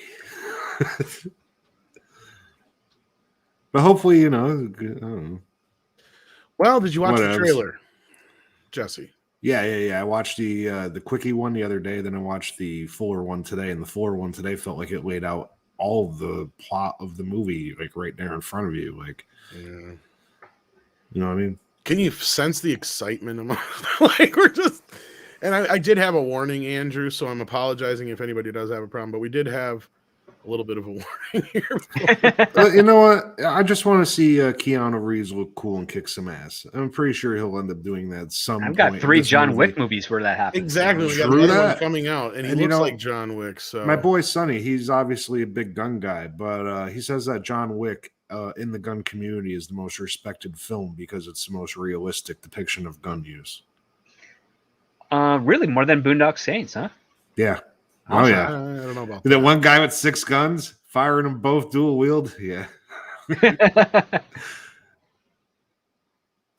But yeah, like Naked Fame's like, oops, I grabbed the wrong one. I hate that when it jumps on me when I go to grab a thing. Sorry about that. It says this already looks stupid. Pass. It is a sequel. E-Clay. Stephen Otten has hope, though. There you go. I hope it's better than the last 2. Does anyone want me to spoil alert this entire film? No. From watching a trailer? It doesn't mean I'm right. It just means I'm curious to hear what because I already know how it ends. So, okay. Should I go for it? Is it okay? Let's hear your prediction, and then we'll what everybody else felt about it. Look, you got 3 Matrix movies already, right? Let me not lay this. I was going to think. Now, at the end of the last movie, what do you got? You got a blind Keanu Reeves IRL, right? And you got Superman, God, Neo in the Matrix, right? So the Matrix, even though he technically won, is still there. Why? Because someone is still running it. That means that there's a kill switch somewhere. So Neo gets his ass reset.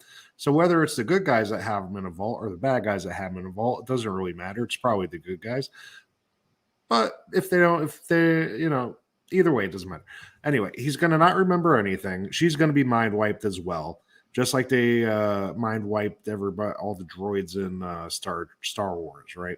So they're going to come in 20 years later. He's really older in his little tank, but he still thinks he's that young because that's the last time he saw himself. And he's going to go through the whole thing again. They're going to waste about an hour of this movie on exposition and member berries. And then he's going to gain his powers back when he stops taking the medication that the doctor in the Matrix is prescribing him, all these blue pills, right? So then he's going to get his powers back, and he's going to be, I'm Neo again. And then it's going to be like a half hour fighting. And then there's going to be 10 minutes of talking at the end, and then it's going to be over. I think he's looking for a kill switch to shut down the entire Matrix, personally. Okay, well, that's not quite the ending I heard, but I mean that you might be right for the most part on that aspect of things as far as like why he's still around. My other thing was like all the shit we saw in Matrix 3 happened in the Matrix. Oh, you mean ever since like he kind of like stepped out and had his powers outside of the Matrix? Yeah, they were still in the Matrix even when they thought they were out of the Matrix. Yeah. They were still in the Matrix, and it's just like, yeah, it's another level of the Matrix, I think. It doesn't stop. There's so many levels to it. Exactly. Because then they had that, there's like little bits and things in the trailer, because I think it also is insinuating that old guy at the end of the one movie was him anyway. Isn't that what they're insinuating with that The reflection? architect? Oh, wait. Down here, Chris is saying that he was impaled at the end. I forgot about that. So he might be dead and just upload to the Matrix, just like in that Johnny Depp movie. Well, no, Trinity was impaled. Neo Saved, just sacrificed himself. yeah, sacrificed himself. Yeah. But he was connected directly to the main mind of the AI, right? Yeah, so basically if he's the one and he's interconnected with the system, he can't be deleted from within the system, so he's technically immortal, but he doesn't exist anymore. He's a human converted into a program, I guess. Well, and here's the thing is I think there may be something to him bringing her back to life at the end of the last movie. Some about maybe some transference. That's all I'm going to say. All right. Other than that, you can go to Twitter and find out, but they're going to blow this ending. Actually, in a Matrix situation, that makes more sense because it's all in binary at the end of the day, right? Well, here's the thing. Oh, half of the trailer got me into the idea of, okay, if there is like, let's just say that I'm right about the last two movies happening, or all the movies happening inside the Matrix, even when they think they're outside of the Matrix. And it's just, always been a projection, and he didn't really die. She didn't, all that shit didn't really happen at the end of the last movie. They just reset the Matrix, and now they're this many years into the Matrix again, and they just swiped his memory or whatever. Like the idea that the world is like encompassed in their phones and all this shit. And like, if the Matrix would make shit even worse than it was in the first Matrix makes sense, right? Like they're like, okay, so they figured it out the first time. We're going to bury it even deeper this time kind of thing. But that's not where they're probably going with this. Mike, you're actually the bigger fan. I'm a huge Matrix fan. Well, I mean, let's get your feelings before we go to script, because I know script's going to probably tear the shit out. well, look, the Matrix 1, 2, and 3. So I enjoyed 1. I enjoy. Of course, 1 is the best. I mean, it stands above and beyond not only the other Matrix movies, but it stands above, apart, and separate from so many other amazing movies. And I did enjoy 2 thoroughly. 3. I think I've probably seen the first Matrix film probably 20 times. I've seen the second one at least 10, 15 times. The third one, I think I watched twice, I got to admit. So, I mean, and I'm a huge Matrix fan. I love the Animatrix. I love all the music. I still, to this day, play the soundtrack when I do tax returns all these years later. I know it's been, God, I can't even believe how many years it's been, but I do.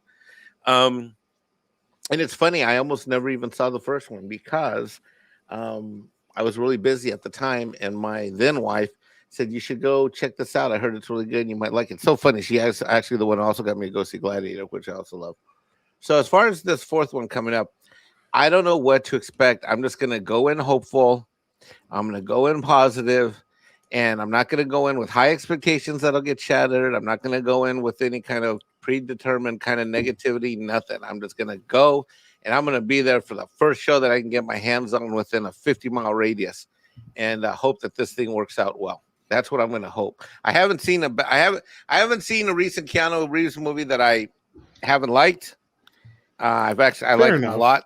I like him a lot. I like a lot of his work. He's one of my favorite actors, and I'm holding on to hope that he wouldn't be involved in something that I wouldn't find at least enjoyable. I also think that enough time has gone by to where there's no way that this fourth installment could be as bad as the third installment. But that's just my thinking. Well, and that's kind of where I'm coming from too. It's like, yeah, it can't be any worse than the last two. We always say that, but It's got to be better than the last two. Well, then I saw the trailer today, so let's grab these super chats first, and then we'll get scripts reaction. Diego Flores sends in another 5 Peruvian souls. Keanu is just playing Johnny Silverhand when he crosses over the end of Cyberpunk 2077. Like, we're already mixing in Johnny Mnemonic, John Wick. Why not? Fuck it. Let's bring in Cyberpunk too while we're at it. Just make him Ted. Yeah, and then he's Ted on top of it all. Primer says, here are my criticisms with the Matrix 4 trailer. The cinematography looks uninspired. I agree. Yep. The color grading is oversaturated. I Yes. also agree. The action scenes, VFX don't pop. I agree. And also, I stand by what I was saying the other day is, what are they going to give us? They have not got anything here in this movie to show us that the original movie had, and that was the problem with the sequels, was you ran into a problem of, okay, give me something new. We had the bullet time and shit like that in the first movie, but then it was just the same old shit in the second and third.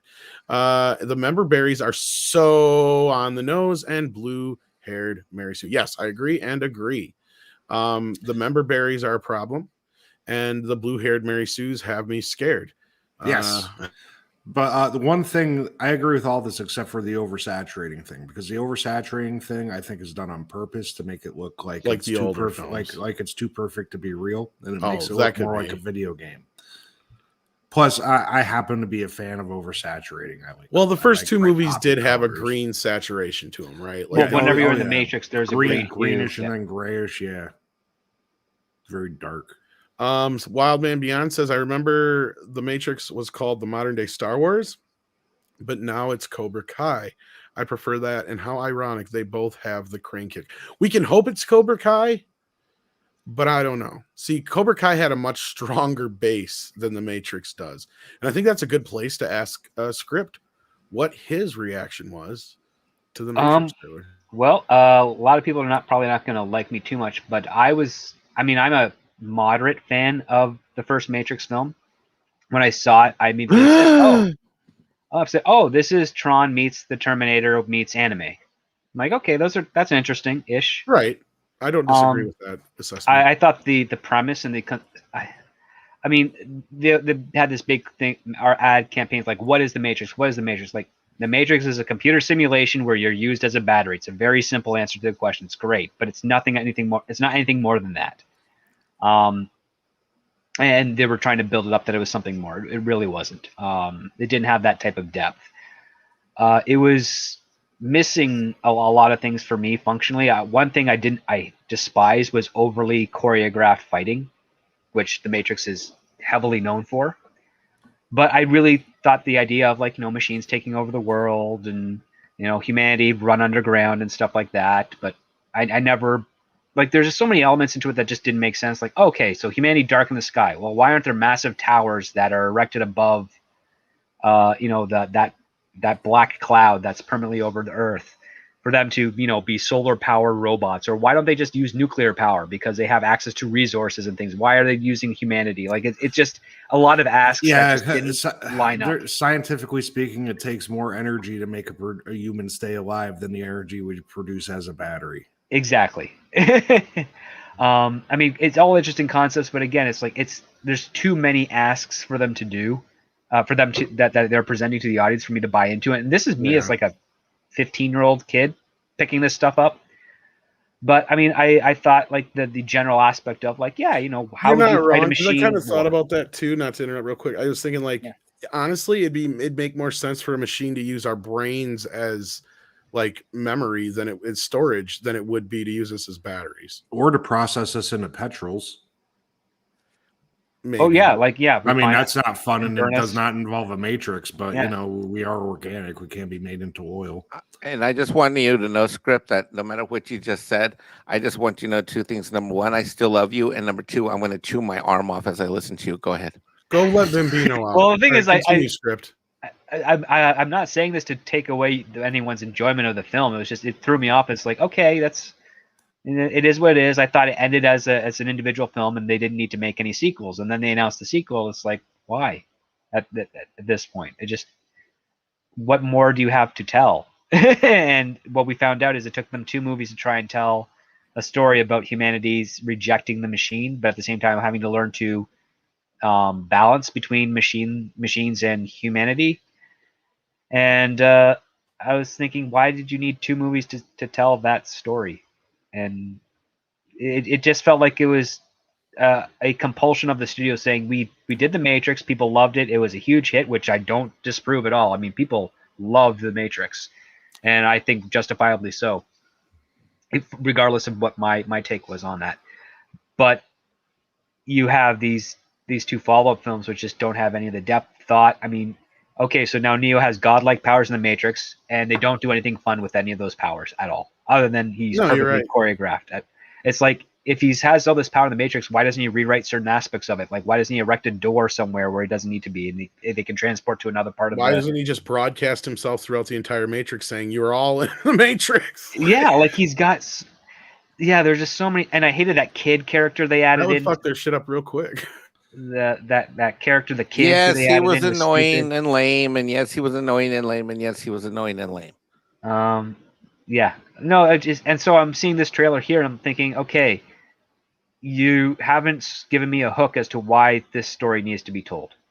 You're right, and that's one of the things I think a good trailer needs, is they need to set up either a problem or a premise, and then something extra to make you really invested into wanting to see this film. Now, to be fair, this is our first teaser trailer, kind of, right? It is, but even the first teaser trailer to The Matrix had the question, a little bit of the mirror trying to eat Keanu Reeves, and then it had the squid thing, the Sentinel squid on a spaceship, and you're like, what does this all mean? Like, they're all really interesting visuals, and we have a question to explore.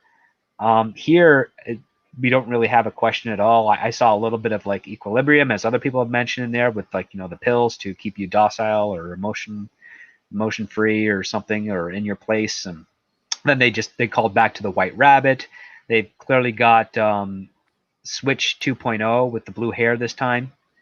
Oh, that was one of my main things, not the hair thing. Well, that bothered me too. That wasn't Rufio? I thought Rufio came back from... No, that actor produced a fan film about the Rufio origin, which I would recommend go watching. Actually, it's quite but this trailer made one sin that it makes every trailer nowadays makes, and I hate, and that is where they take a pop song, and then by midpoint of the trailer they mix it with an orchestral version. Oh yeah, they butchered Janis Joplin's. I am getting so sick of it. They even did it. You know what the thing though is? White Rabbit. All it is an F and a F sharp chord. It's like not even. It's well, that's not even my point. It's not a complicated song. Yeah, it's supposed to be just what it is. I don't even remember the first one that's done it, but it's been done so many fucking times now that it's getting to be a cliche, and that's why I'm like, no, you did not just fall into that cliche. Like, because almost every superhero movie has done it. It's this constant. If it's Leonard Cohen or Janis Joplin or AC/DC, exactly. It's always slowed down, and then midway through, or if it's already a slow song, they'll just play it at the regular speed. But like, yeah, it's either a slowed down rendition or whatever, and then it goes into like this orchestral bump, bump, bump, bump, bump, bump, bump. And it's like, give me a superhero. Give me a superhero trailer. Give me a superhero trailer with like Oingo Boingo's gratitude to it, and if you cut that well, people would actually go and be interested into that, because that's how they tricked me into seeing the first Suicide Squad. They used Ballroom Blitz. Dune is the only one that got away with it because they tricked me. Because throughout the whole first part of that trailer, I'm like, I know this tune, and it isn't until it gets near the end I'm like, oh, it's fucking Pink Floyd. Jesus Christ, how could I not pick that out right away? Right? They kind of tricked me into it. Oh, but that didn't switch styles. It didn't go from normal to orchestral. Exactly. It was symphonic from the beginning. That, and again, that's the only one I'm going to give a pass, and that's barely a fucking pass. The only one that I actually like, it's not quite the same, but it's the same method or the same idea. In Ready Player One, when they used Pure Imagination, I like that. Oh yeah, that was one of the earlier times I remember. So yeah. Yeah, I wasn't a fan of Ready Player One. Like I wasn't a fan of the movie. A lot but of the people trailer's hate good. that movie, but I like it because I think that's actually going to happen in the future. I don't hate it. I It's read the happening in script the beforehand, and the script was better than the book because the book was terrible. It's A lot of Ready that's- Player One is have you happening. have you tried the second book? It's, No, I've the not. second book is legit gutter trash. Oh, I believe you. What were you Like saying, if Mike? they make a second movie of that, they should just I think make, they are. should just make a whole different Like a story. brand new movie. Yeah. Yep. Yeah, like a brand new film. Yeah. What were you saying, Mike? I don't remember now because Jesse. Well, if Spielberg has anything to do with it, maybe he'll detour from the book like he did with Lost World. Because I still say Lost World's a decent film. I don't give a fuck. There's aspects of it that suck. Don't get me I wrong. like Yeah. Lost World. But that last third really makes that movie.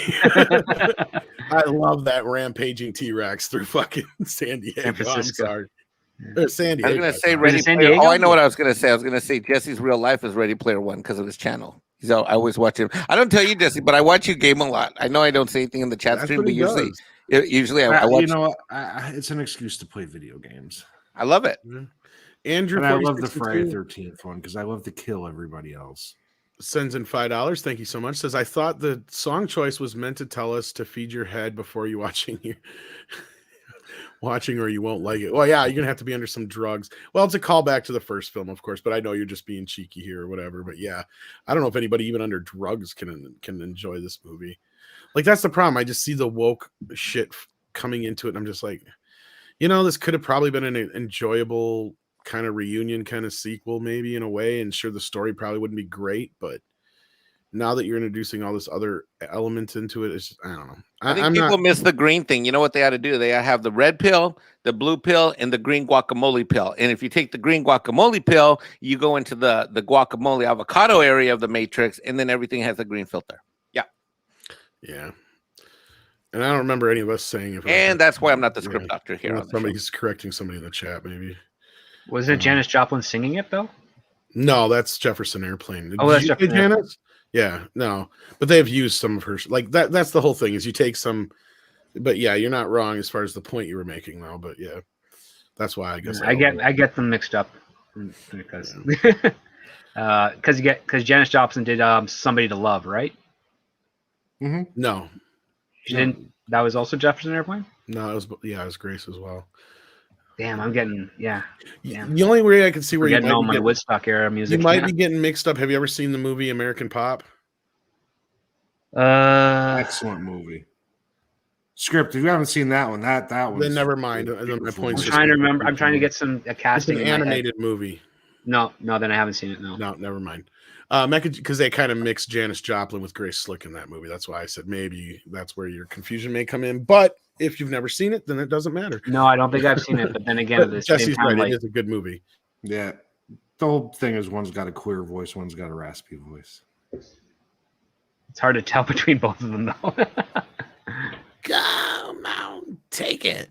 Take another little piece of my heart. No, because I know two Janis. stand-up comedian ladies that do Janis Joplin acts, and they definitely do the "come on" bit. Yeah, Yeah, that's from Piece of My Heart. That's one that's Janice's. yeah, piece of my heart. Yeah, Yeah. And then there's that other one that people think that's her. That's actually Melanie or whatever. And that's the I got a brand new pair of Rolex. oh yeah, that's not her. Yeah, Yeah, that's not her, but people think it's her. Yeah. no, that one I know for sure. It's not Janis Yeah. Joplin. So a lot of people do think it is her though. But Mecca See- Jace, go ahead, Jess. Sorry. I was just going to say that American Pop movie is why I love the song Summertime by Janis Joplin. Oh, I love that movie. They take a beautiful song and they put it to a beautiful, sad scene. God damn, was it good. It's a great ass movie. It's very. I think Bakshi directed it, if I remember right. The ending is weird. It's a journey of what is it? 3 generations in music through music. 4 generations. Yeah, it's a good story though. I mean, it's kind of it has its moments where it's like kind of whatever, but Yeah, the third guy I liked the most. He had the most emotional story arc. yeah, it takes actual music and mixes it in with like fake stories, kind of thing. And kind of real history-ish. Sort of, kind of, like I said, like it mixes Grace Slick with Jimi Hendrix Janis is in Joplin. there. And yeah, I mean, yeah, they actually have like Jimi Hendrix and some actual other people in there, but I don't think does he even speak in the movie though. I don't think so. It's been No, he just does the walking. He's like, yeah, yeah, yeah. fucking awesome. Mecca J says, ever since the Wachowskis transition, they've gone full woke. Yeah, That's one reason why I'm not excited for this movie. They have not made one good movie since The Matrix. That's the thing. Yeah, they're a modern day definition of a one-hit wonder. Absolutely. Yeah, I think that's it's the biggest odd that problem. both of them decided to get a transition, though. Are they twins? Nope. I don't think they're twins. A couple of years So apart. what are the odds? What are the odds that they both just want to get their junk cut off? Honestly, I'm not gonna. Apparently pretty high. Yeah, I'm not gonna even begin to get into that shit. I got to keep up with my older brother, sister. Yeah, and Brian Barth brought this up, and yeah, this goes along with what we've been saying here. Christopher Nolan's looking around. I'm willing to put my money on Sony is where he's gonna end up, though. That's what I've been saying for a while. I think it'll be a weird negotiation because Tom Rothman probably won't want to put up the money that Nolan demands. Yeah, but he puts up with Tarantino, and that's what he's He after. does. But And yeah, there's a quote Tarantino keeps somewhere. Sony alive for sure. There is a quote somewhere where I think he even references Nolan. So that's yeah? where I got to find it. But like, because he was talking about like how he's bringing in Tarantino, and he mentioned a couple other names, and I swear he's like, and we're talking to Nolan and something like that. And like, yeah, because that's what he wants Sony to be, is the prestigious, because that was his whole thing. It was a VR call house out. studio. Yeah, it was kind of his call out to say, yeah, if you want your movie shown in theaters, Sony's the place to go. That was like basically what I was getting from his whole pitch, you know.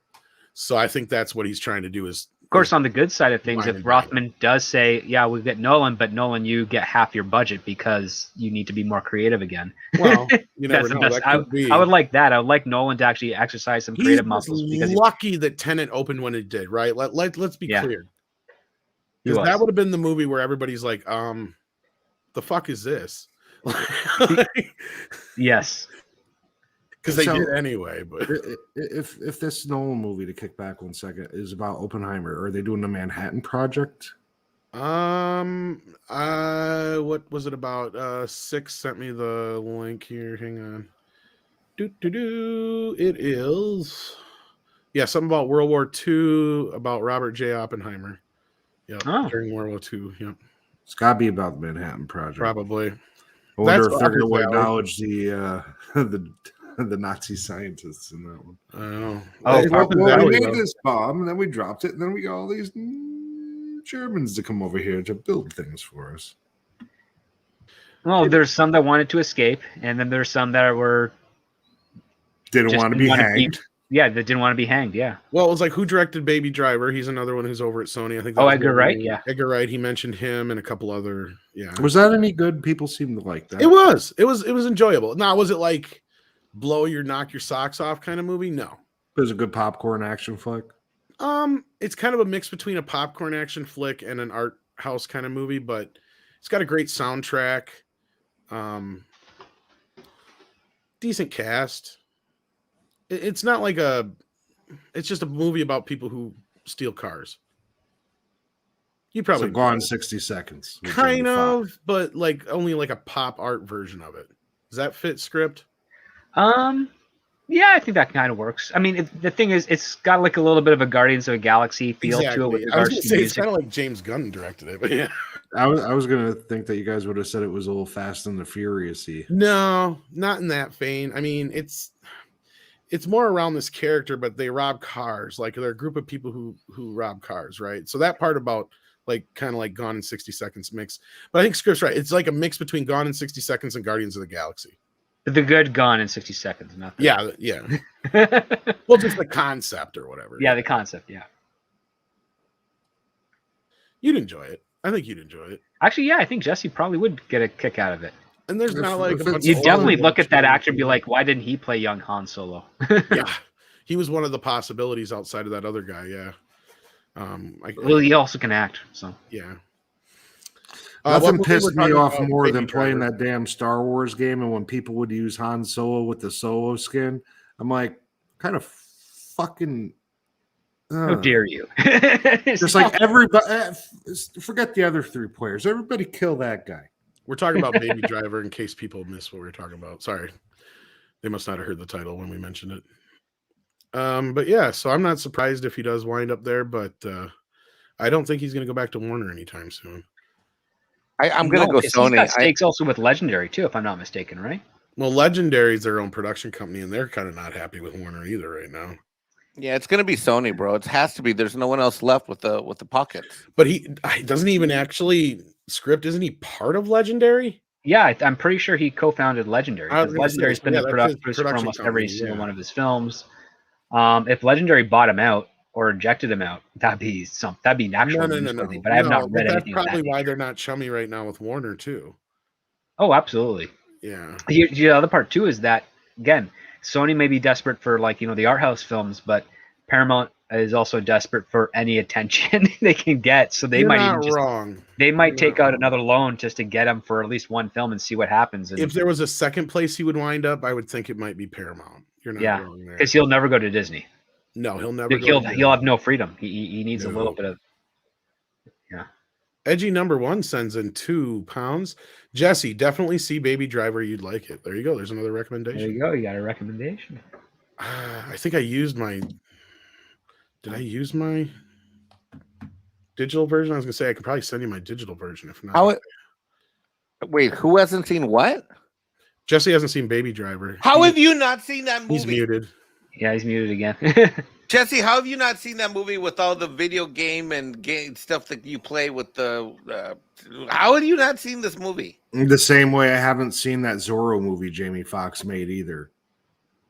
Or Robin, you mean? No, you will like Baby Driver. Whatever it was. You'll like Baby Driver. And then there was some movie where somebody was blowing up the White House or something that looked exactly like that too. You need to see Baby Driver like yesterday, like now. It's also you young people out there. It's a little easier. When I think of Jamie Foxx, it's hard for me to take him seriously because I just picture that kid from In Living Color. I know what you mean. He's decent in the movie because I forgot he was even in it until you said that. His face has never aged, so it's hard for me to separate the two. It's like he has a goatee once in a while now. That's the Jamie Foxx, he's pretty good though. I like him in a few things. Once he hits 60, I'll be able to. He was take really him good in seriously. Ray. Oh shit! I forgot about that. Yeah, he was really. But good in Ray. don't watch him in Dreamgirls because he actually lip syncs in there and it's pathetic. I did not like Dreamgirls. I was kind of pissed about that. I was disappointed by that too. And I'm like, Eddie, what made you think you deserved a fucking Oscar for this? Like, you're playing Ike fucking Turner, big fucking deal. Lawrence Fishburne did it 5, 6, 7 years ago or whatever it was at that time, 10 years ago almost, and better, better, Scarier, and scarier, yeah.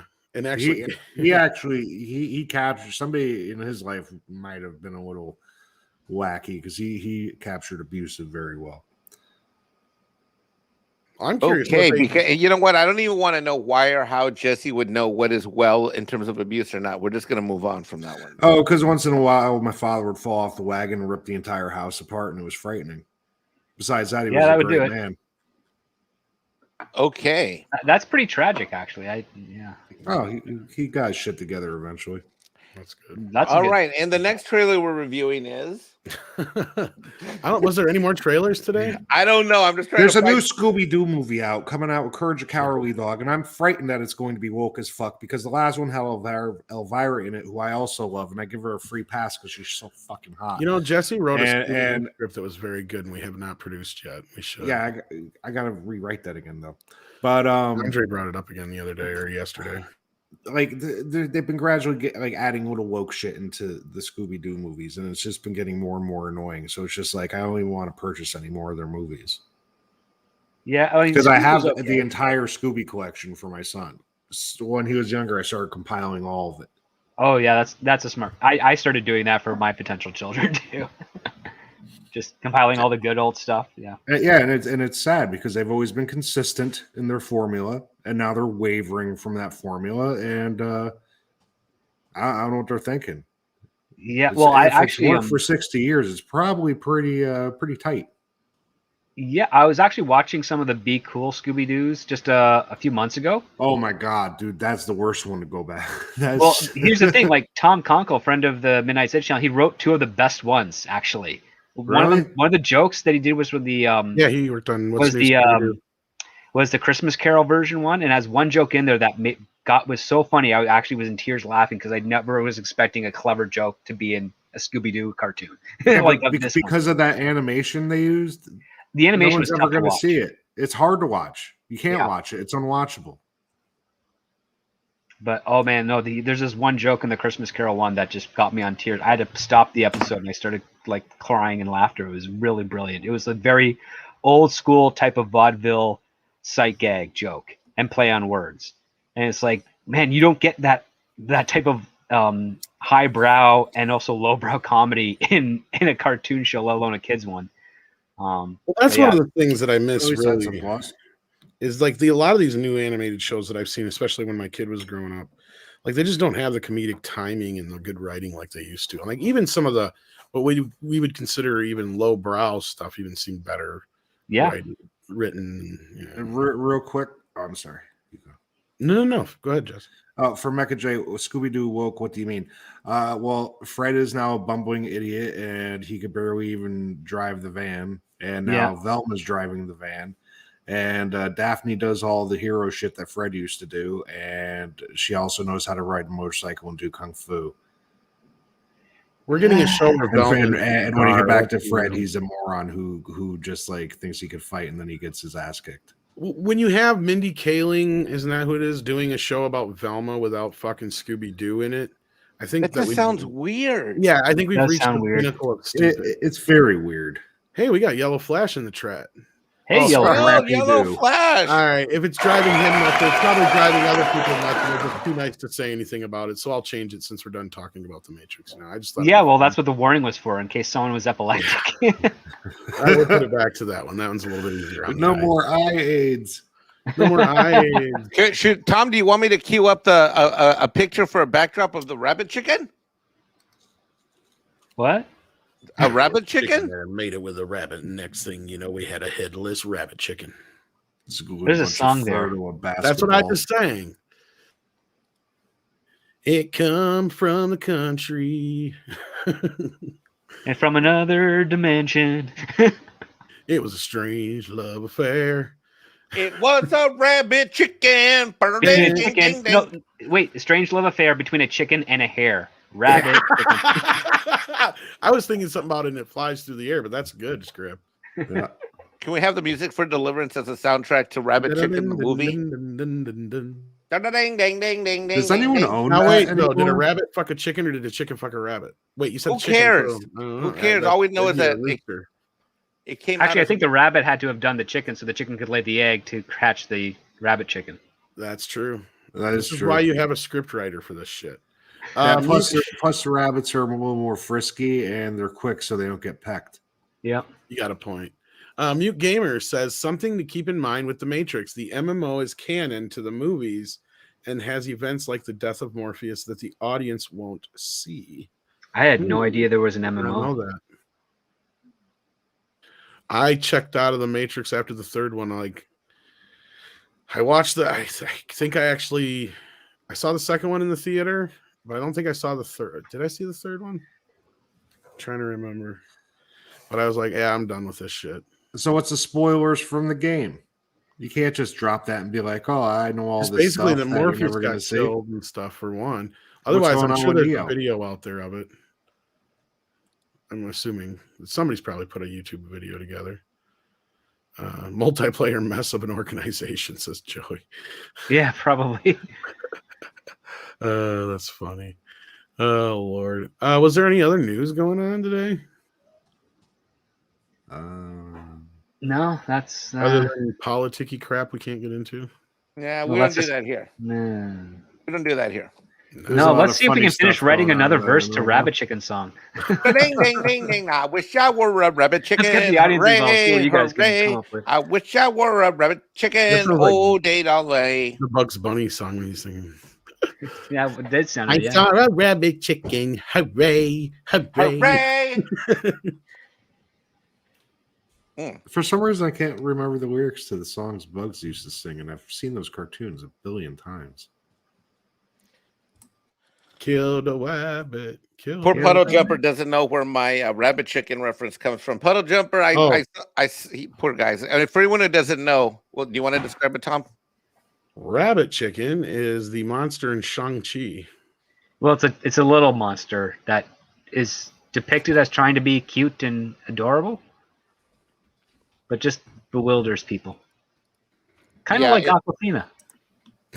When the I had an Aquafina today.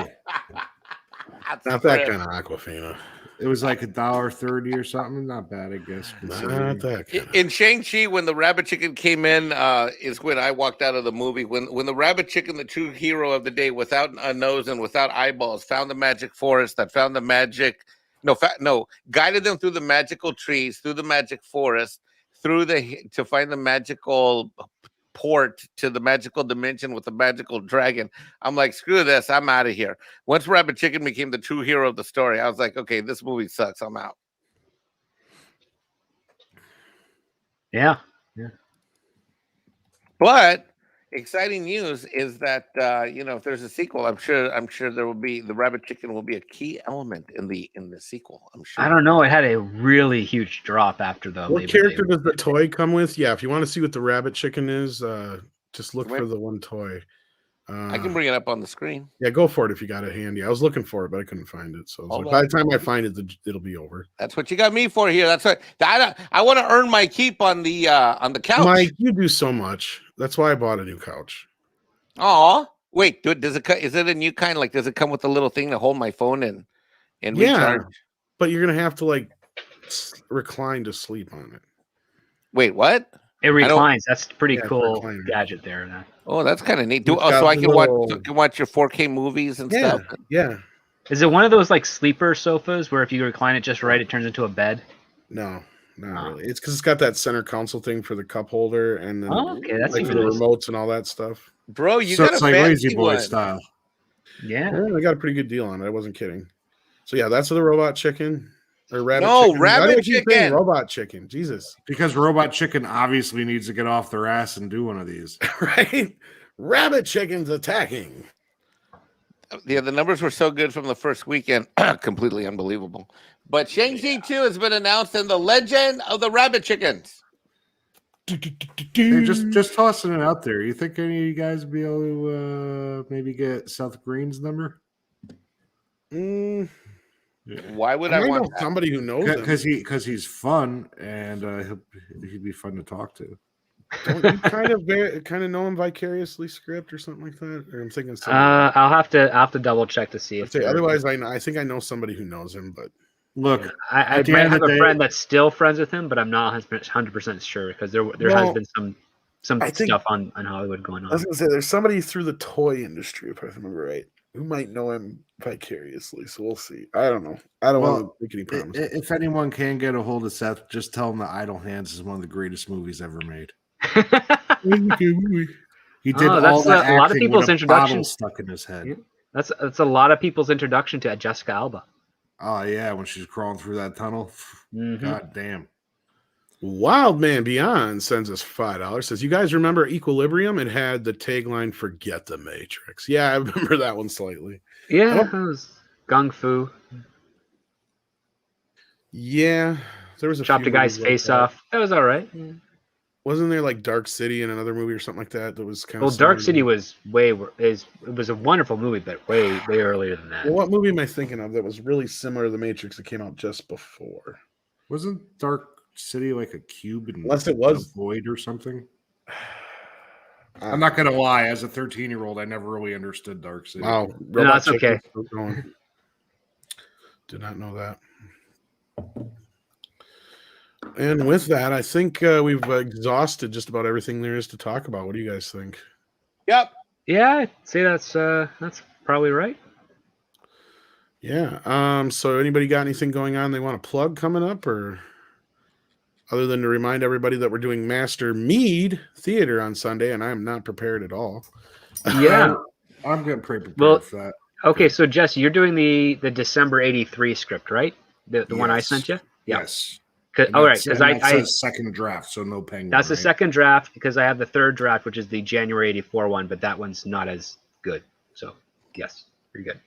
I told him to use whatever one it was now that had the line in it that you liked. I thought that was the first. Yeah. There's the one. It's the most Minkowitz-y of the scripts, which is kind of what you want because it's a pretty good one. Now, if I'm going to play Batman, I just got to figure out how the fuck I'm playing Batman.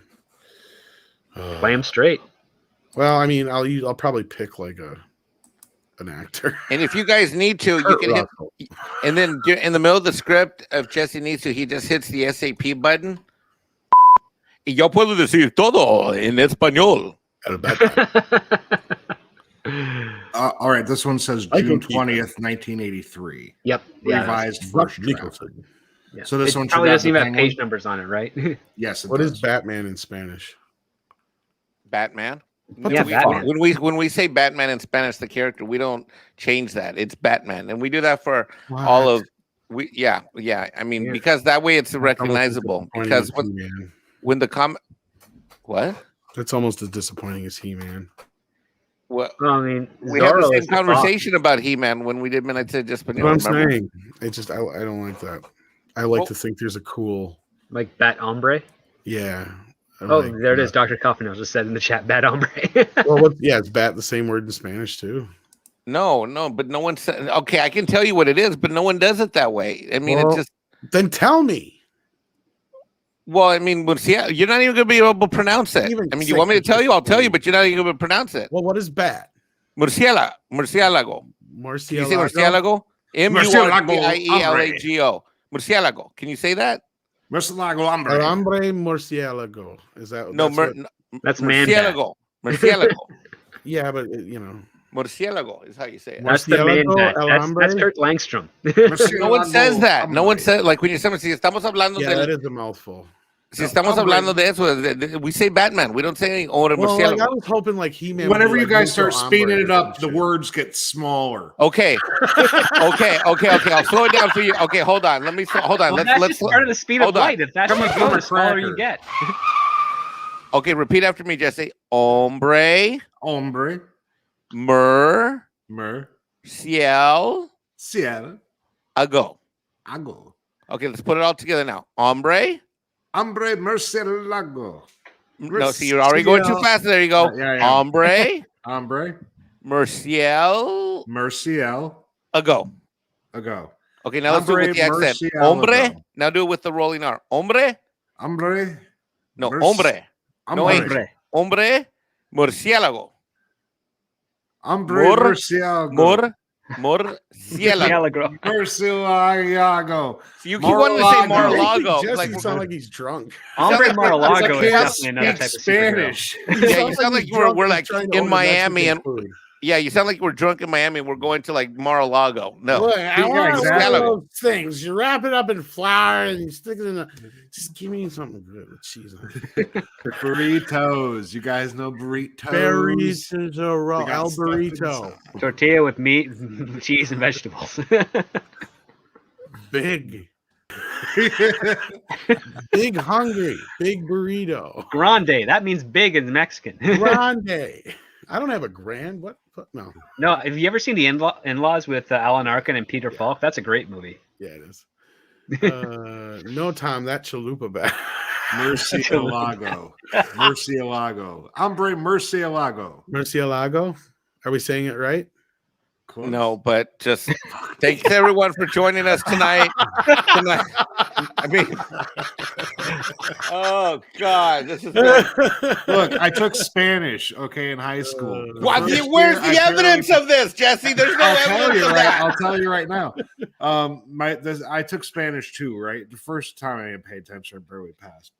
Whatever. But the second Murcielago. Spanish That's what I was too, saying. we had a really hot young teacher come in, and she was 23, Portuguese with curly caramel color hair and a beautiful fucking ass and great legs. And I paid attention to that. and not what came out of her mouth. Dude. She had a mouth. Wait, what? No, Yeah, that's she what definitely that had a thing- mouth. I'm kidding. See, that's Joey how you says- start. That's how you open the story of. Let me tell you about this time how I got on the news. There was this. Yeah, I wish.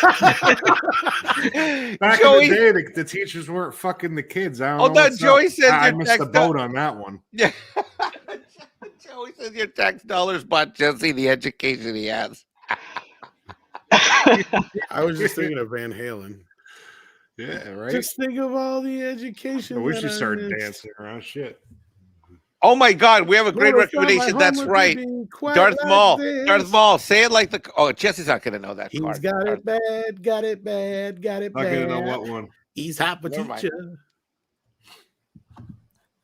Well, how do you sing that in Spanish since it was a Spanish teacher? Hot for Oh my teacher God, in this Spanish. isn't Latino. This isn't Midnight Stage Espanol. Come You're back right. on Tuesdays, You're right.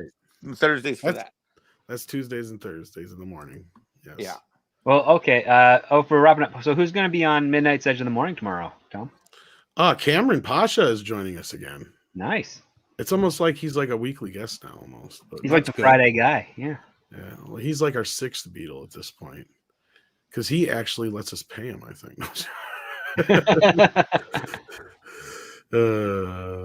Hey, well, So, good news, Tom. I'm able to believe that neither Tom or Andre has your phone number. They both have my phone I don't number. even know who What are the you talking fuck about? he No, is. scripts. Oh no, I have no nobody has idea my who phone he number. is. He's more of an enigma to me than Doomcock even. Are you Oliver Stone? I am he- way No, too. he's- I'm way too sober to be Oliver Stone. Yeah, he's just been off of yeah. cocaine Script for a doctor. while. Script doctor will pass all of his drug tests. You got You it's, think that? All right. Are you Jackie Chan? I can like neither it. confirm nor deny. That is gorgeous. I still look cross-eyed, but that is gorgeous. That is a. Oh wow, That's with that the is beard. gorgeous. And Chef is about to hit Cool Skull in the back of the head for drawing on the Hey, you got to put tablecloth. me at least on the side over there at running the taco bar or something. Now the pirate ship's gonna have to have a taco bar, and I'm not. Well, you guys Well, got to right eat. there. For God's sakes, you got to eat. There should be a rabbit chicken taco Chef, bar. Over. if she cooks Mexican food. I think the plan is we're gonna shoot for like 3 Central, maybe 4, because I don't want to go too late. What day is Sunday- this happening? Sunday, bro. Sunday, this Sunday. Whatever, it don't matter to me. Oh, I can't do Honestly. it. That'd be I the know- 12th, right? Yeah, the 12th. Yeah, But it is going. I do rather enjoy this script so far. I must say that. Like sometimes, like the Freddy versus Jason script, the boxing ring man have intestines in hell was fucking stupid. It was fucking stupid. They both kept going back to their corners. yeah. Let's have a good clean fight. Yeah, okay, that was that got dumb. But this script seems like it's a pretty damn decent Batman script. Yeah, it's And not bad. Batman and Bruce Wayne's, pretty even. He's realistically portrayed, I think, for someone grieving and going through mourning in Yeah. this. Plus, then he's not like a punk. He's sleeping with different girls. Like he's having a good time too. Should I He play seems the like he seems California? way more like a real person. The bat signal is not a beeper. Yeah, I mean, I especially like the scene where he discovers the entrance to the Batcave before he goes to the That's Batcave. exactly where I am right now. Yeah, that's a great little moment Yeah, because it's it's set up at the very beginning of the film. So But I Don't will be say giving that this away. sneaking out of girls' rooms or apartments is probably how he got to learn how to sneak out of Gordon's office so quickly. It's like she turned around. Alfred, do I not have fun? Yeah, Yes, exactly. Master It's gonna be Bruce. fun. It's gonna be a lot of fun. She had an ass that looked like a tangerine. Anyway, so yeah, I'm looking forward to this. I definitely got to get my ass in gear and get to work on some of the shit for it, but Is Andre doing a role? not this time. He's busy this Sunday, but he's going to be participating in the Conan ones. Yeah, Cool. originally we were going to do one of the Conan ones this week, but he was busy, and he's obviously got dibs. So But he's like, Good oh yeah, list. he's definitely interested in helping out. So this will You be know- us trying to get some a little bit more production value. We're going to get some sound effects and music a little bit better timed up, and maybe get some more cast so we have a little bit more voice diversity. Kronos right here, he says Batman doesn't use guns. Right in the 87 Batman movie, he shot that guy like right in the clavicle with a grappling hook, then threw him over the railing and let him hang there by the hook The inside 89 of his movie? chest. Yeah. Yeah. What? Oh yeah, Batman in He the shot that guy Burton real films has Burton 0 films- fucks to give. Batman is a lot more loose, fast and loose. In He kills that Burton one films. dude in the fucking circus gang by throwing that He bomb. put down the dynamite fucking on his gang. belt and then tossed him into a sewer. Yeah, he did. He's like, and then he "Look, set if you're the gonna devil put on fire dynamite, with the fuck Batmobile you." exhaust. Yeah, and he just keeps walking like it ain't no fucking thing. Like, Yeah. That's when not to mess with Batman. He dresses I don't like a wanna bat kill and you, beats but I the shit will. out of crazy people. Batman evolved to not want to use guns because they made that a connective aspect to the trauma of his parents' murder. That's basically yeah. primarily Well, that it. was He's- a lot in the Dark Knight and some latter comics here. Yeah, No, it's very prominent in like the 60s and 70s comics. Well, yeah. I've been rereading them here and there. I like that because it gives the image in my mind that Batman thinks guns are dirty. They're not the classy way to handle such a situation. He hates them in the sense that they're It's more not of a supposed to be a trauma. weapon of attack, because he's fine with like a woman having like a little gun to protect herself from a big guy. But he's like, if you're a criminal and you just barge into a bank with a gun, you're a coward, obviously, for so many other reasons, right? But again, like he's got a very complicated history with guns and stuff. He's Well, I was gonna say, definitely wasn't not it that- anti-gun, but he's not pro gun either. Well, it has more to do with the fact that his parents were killed. And wasn't there that one comic or story that's called The Way of the Gun or whatever that kind of really got in heavily about that whole business with him and guns and shit? There was something like that. I also believe they addressed it a little bit in Batman Year 2. I don't remember the hell the Yeah. name of it was. There's a comic book where they really get into that part of it, and I can't remember. Yeah. But it was not, it was a more modern one. That's all. Because he started having guns just because Bob Kane wanted to rip off the Shadow. And Bill Yeah, Finger the original was one doing did. as much as he could to try and not do that, but he failed so often. So yeah, Exactly. there's even Night stories that are directly out of the pulps from the Shadow. Yeah, there he is. Yeah, Night Raven's right. Yeah. That's why in the Batman animated series they made Bruce Wayne a fan of the Gray Ghost, who is the DC Gotham version of the Shadow. Kind of. I mean, to a degree, yeah. But like the Shadow is, oh man. So okay, so on my commute home, I was actually listening to Razorfist does the Shadowcast thing, and he just did a recent review of the newest Shadow book, which is terrible, by the way. But if you like the Shadow and you like the old pulp stuff, check that out. It's Shadowcast. It's the only Shadow pulp YouTube channel out there, and it's brilliantly done. So I like it a lot. And I've been slowly for the last like few years been rebuilding my Shadow pulps, because my parents sold them when I went away to college, and I was really upset by that because I had 100 books and I couldn't take them with me. They paid for college. No, they sold them for dirt cheap at like a yard sale. Oh, fucking parents. While I was away, and also I paid for college myself. I did not get my dad was not he wanted to, but he's like, nah, you'll be fine. So, See, that's why even though my son is little, I'm like, see this emblem, these are just plated. See these are gold. Okay. Now you don't sell any of Daddy's comic books without talking to Eric or Richie. Okay. no, that's not a bad advice here. Yeah, I bought mine. We had this guy who ran a little bookstore out of his garage.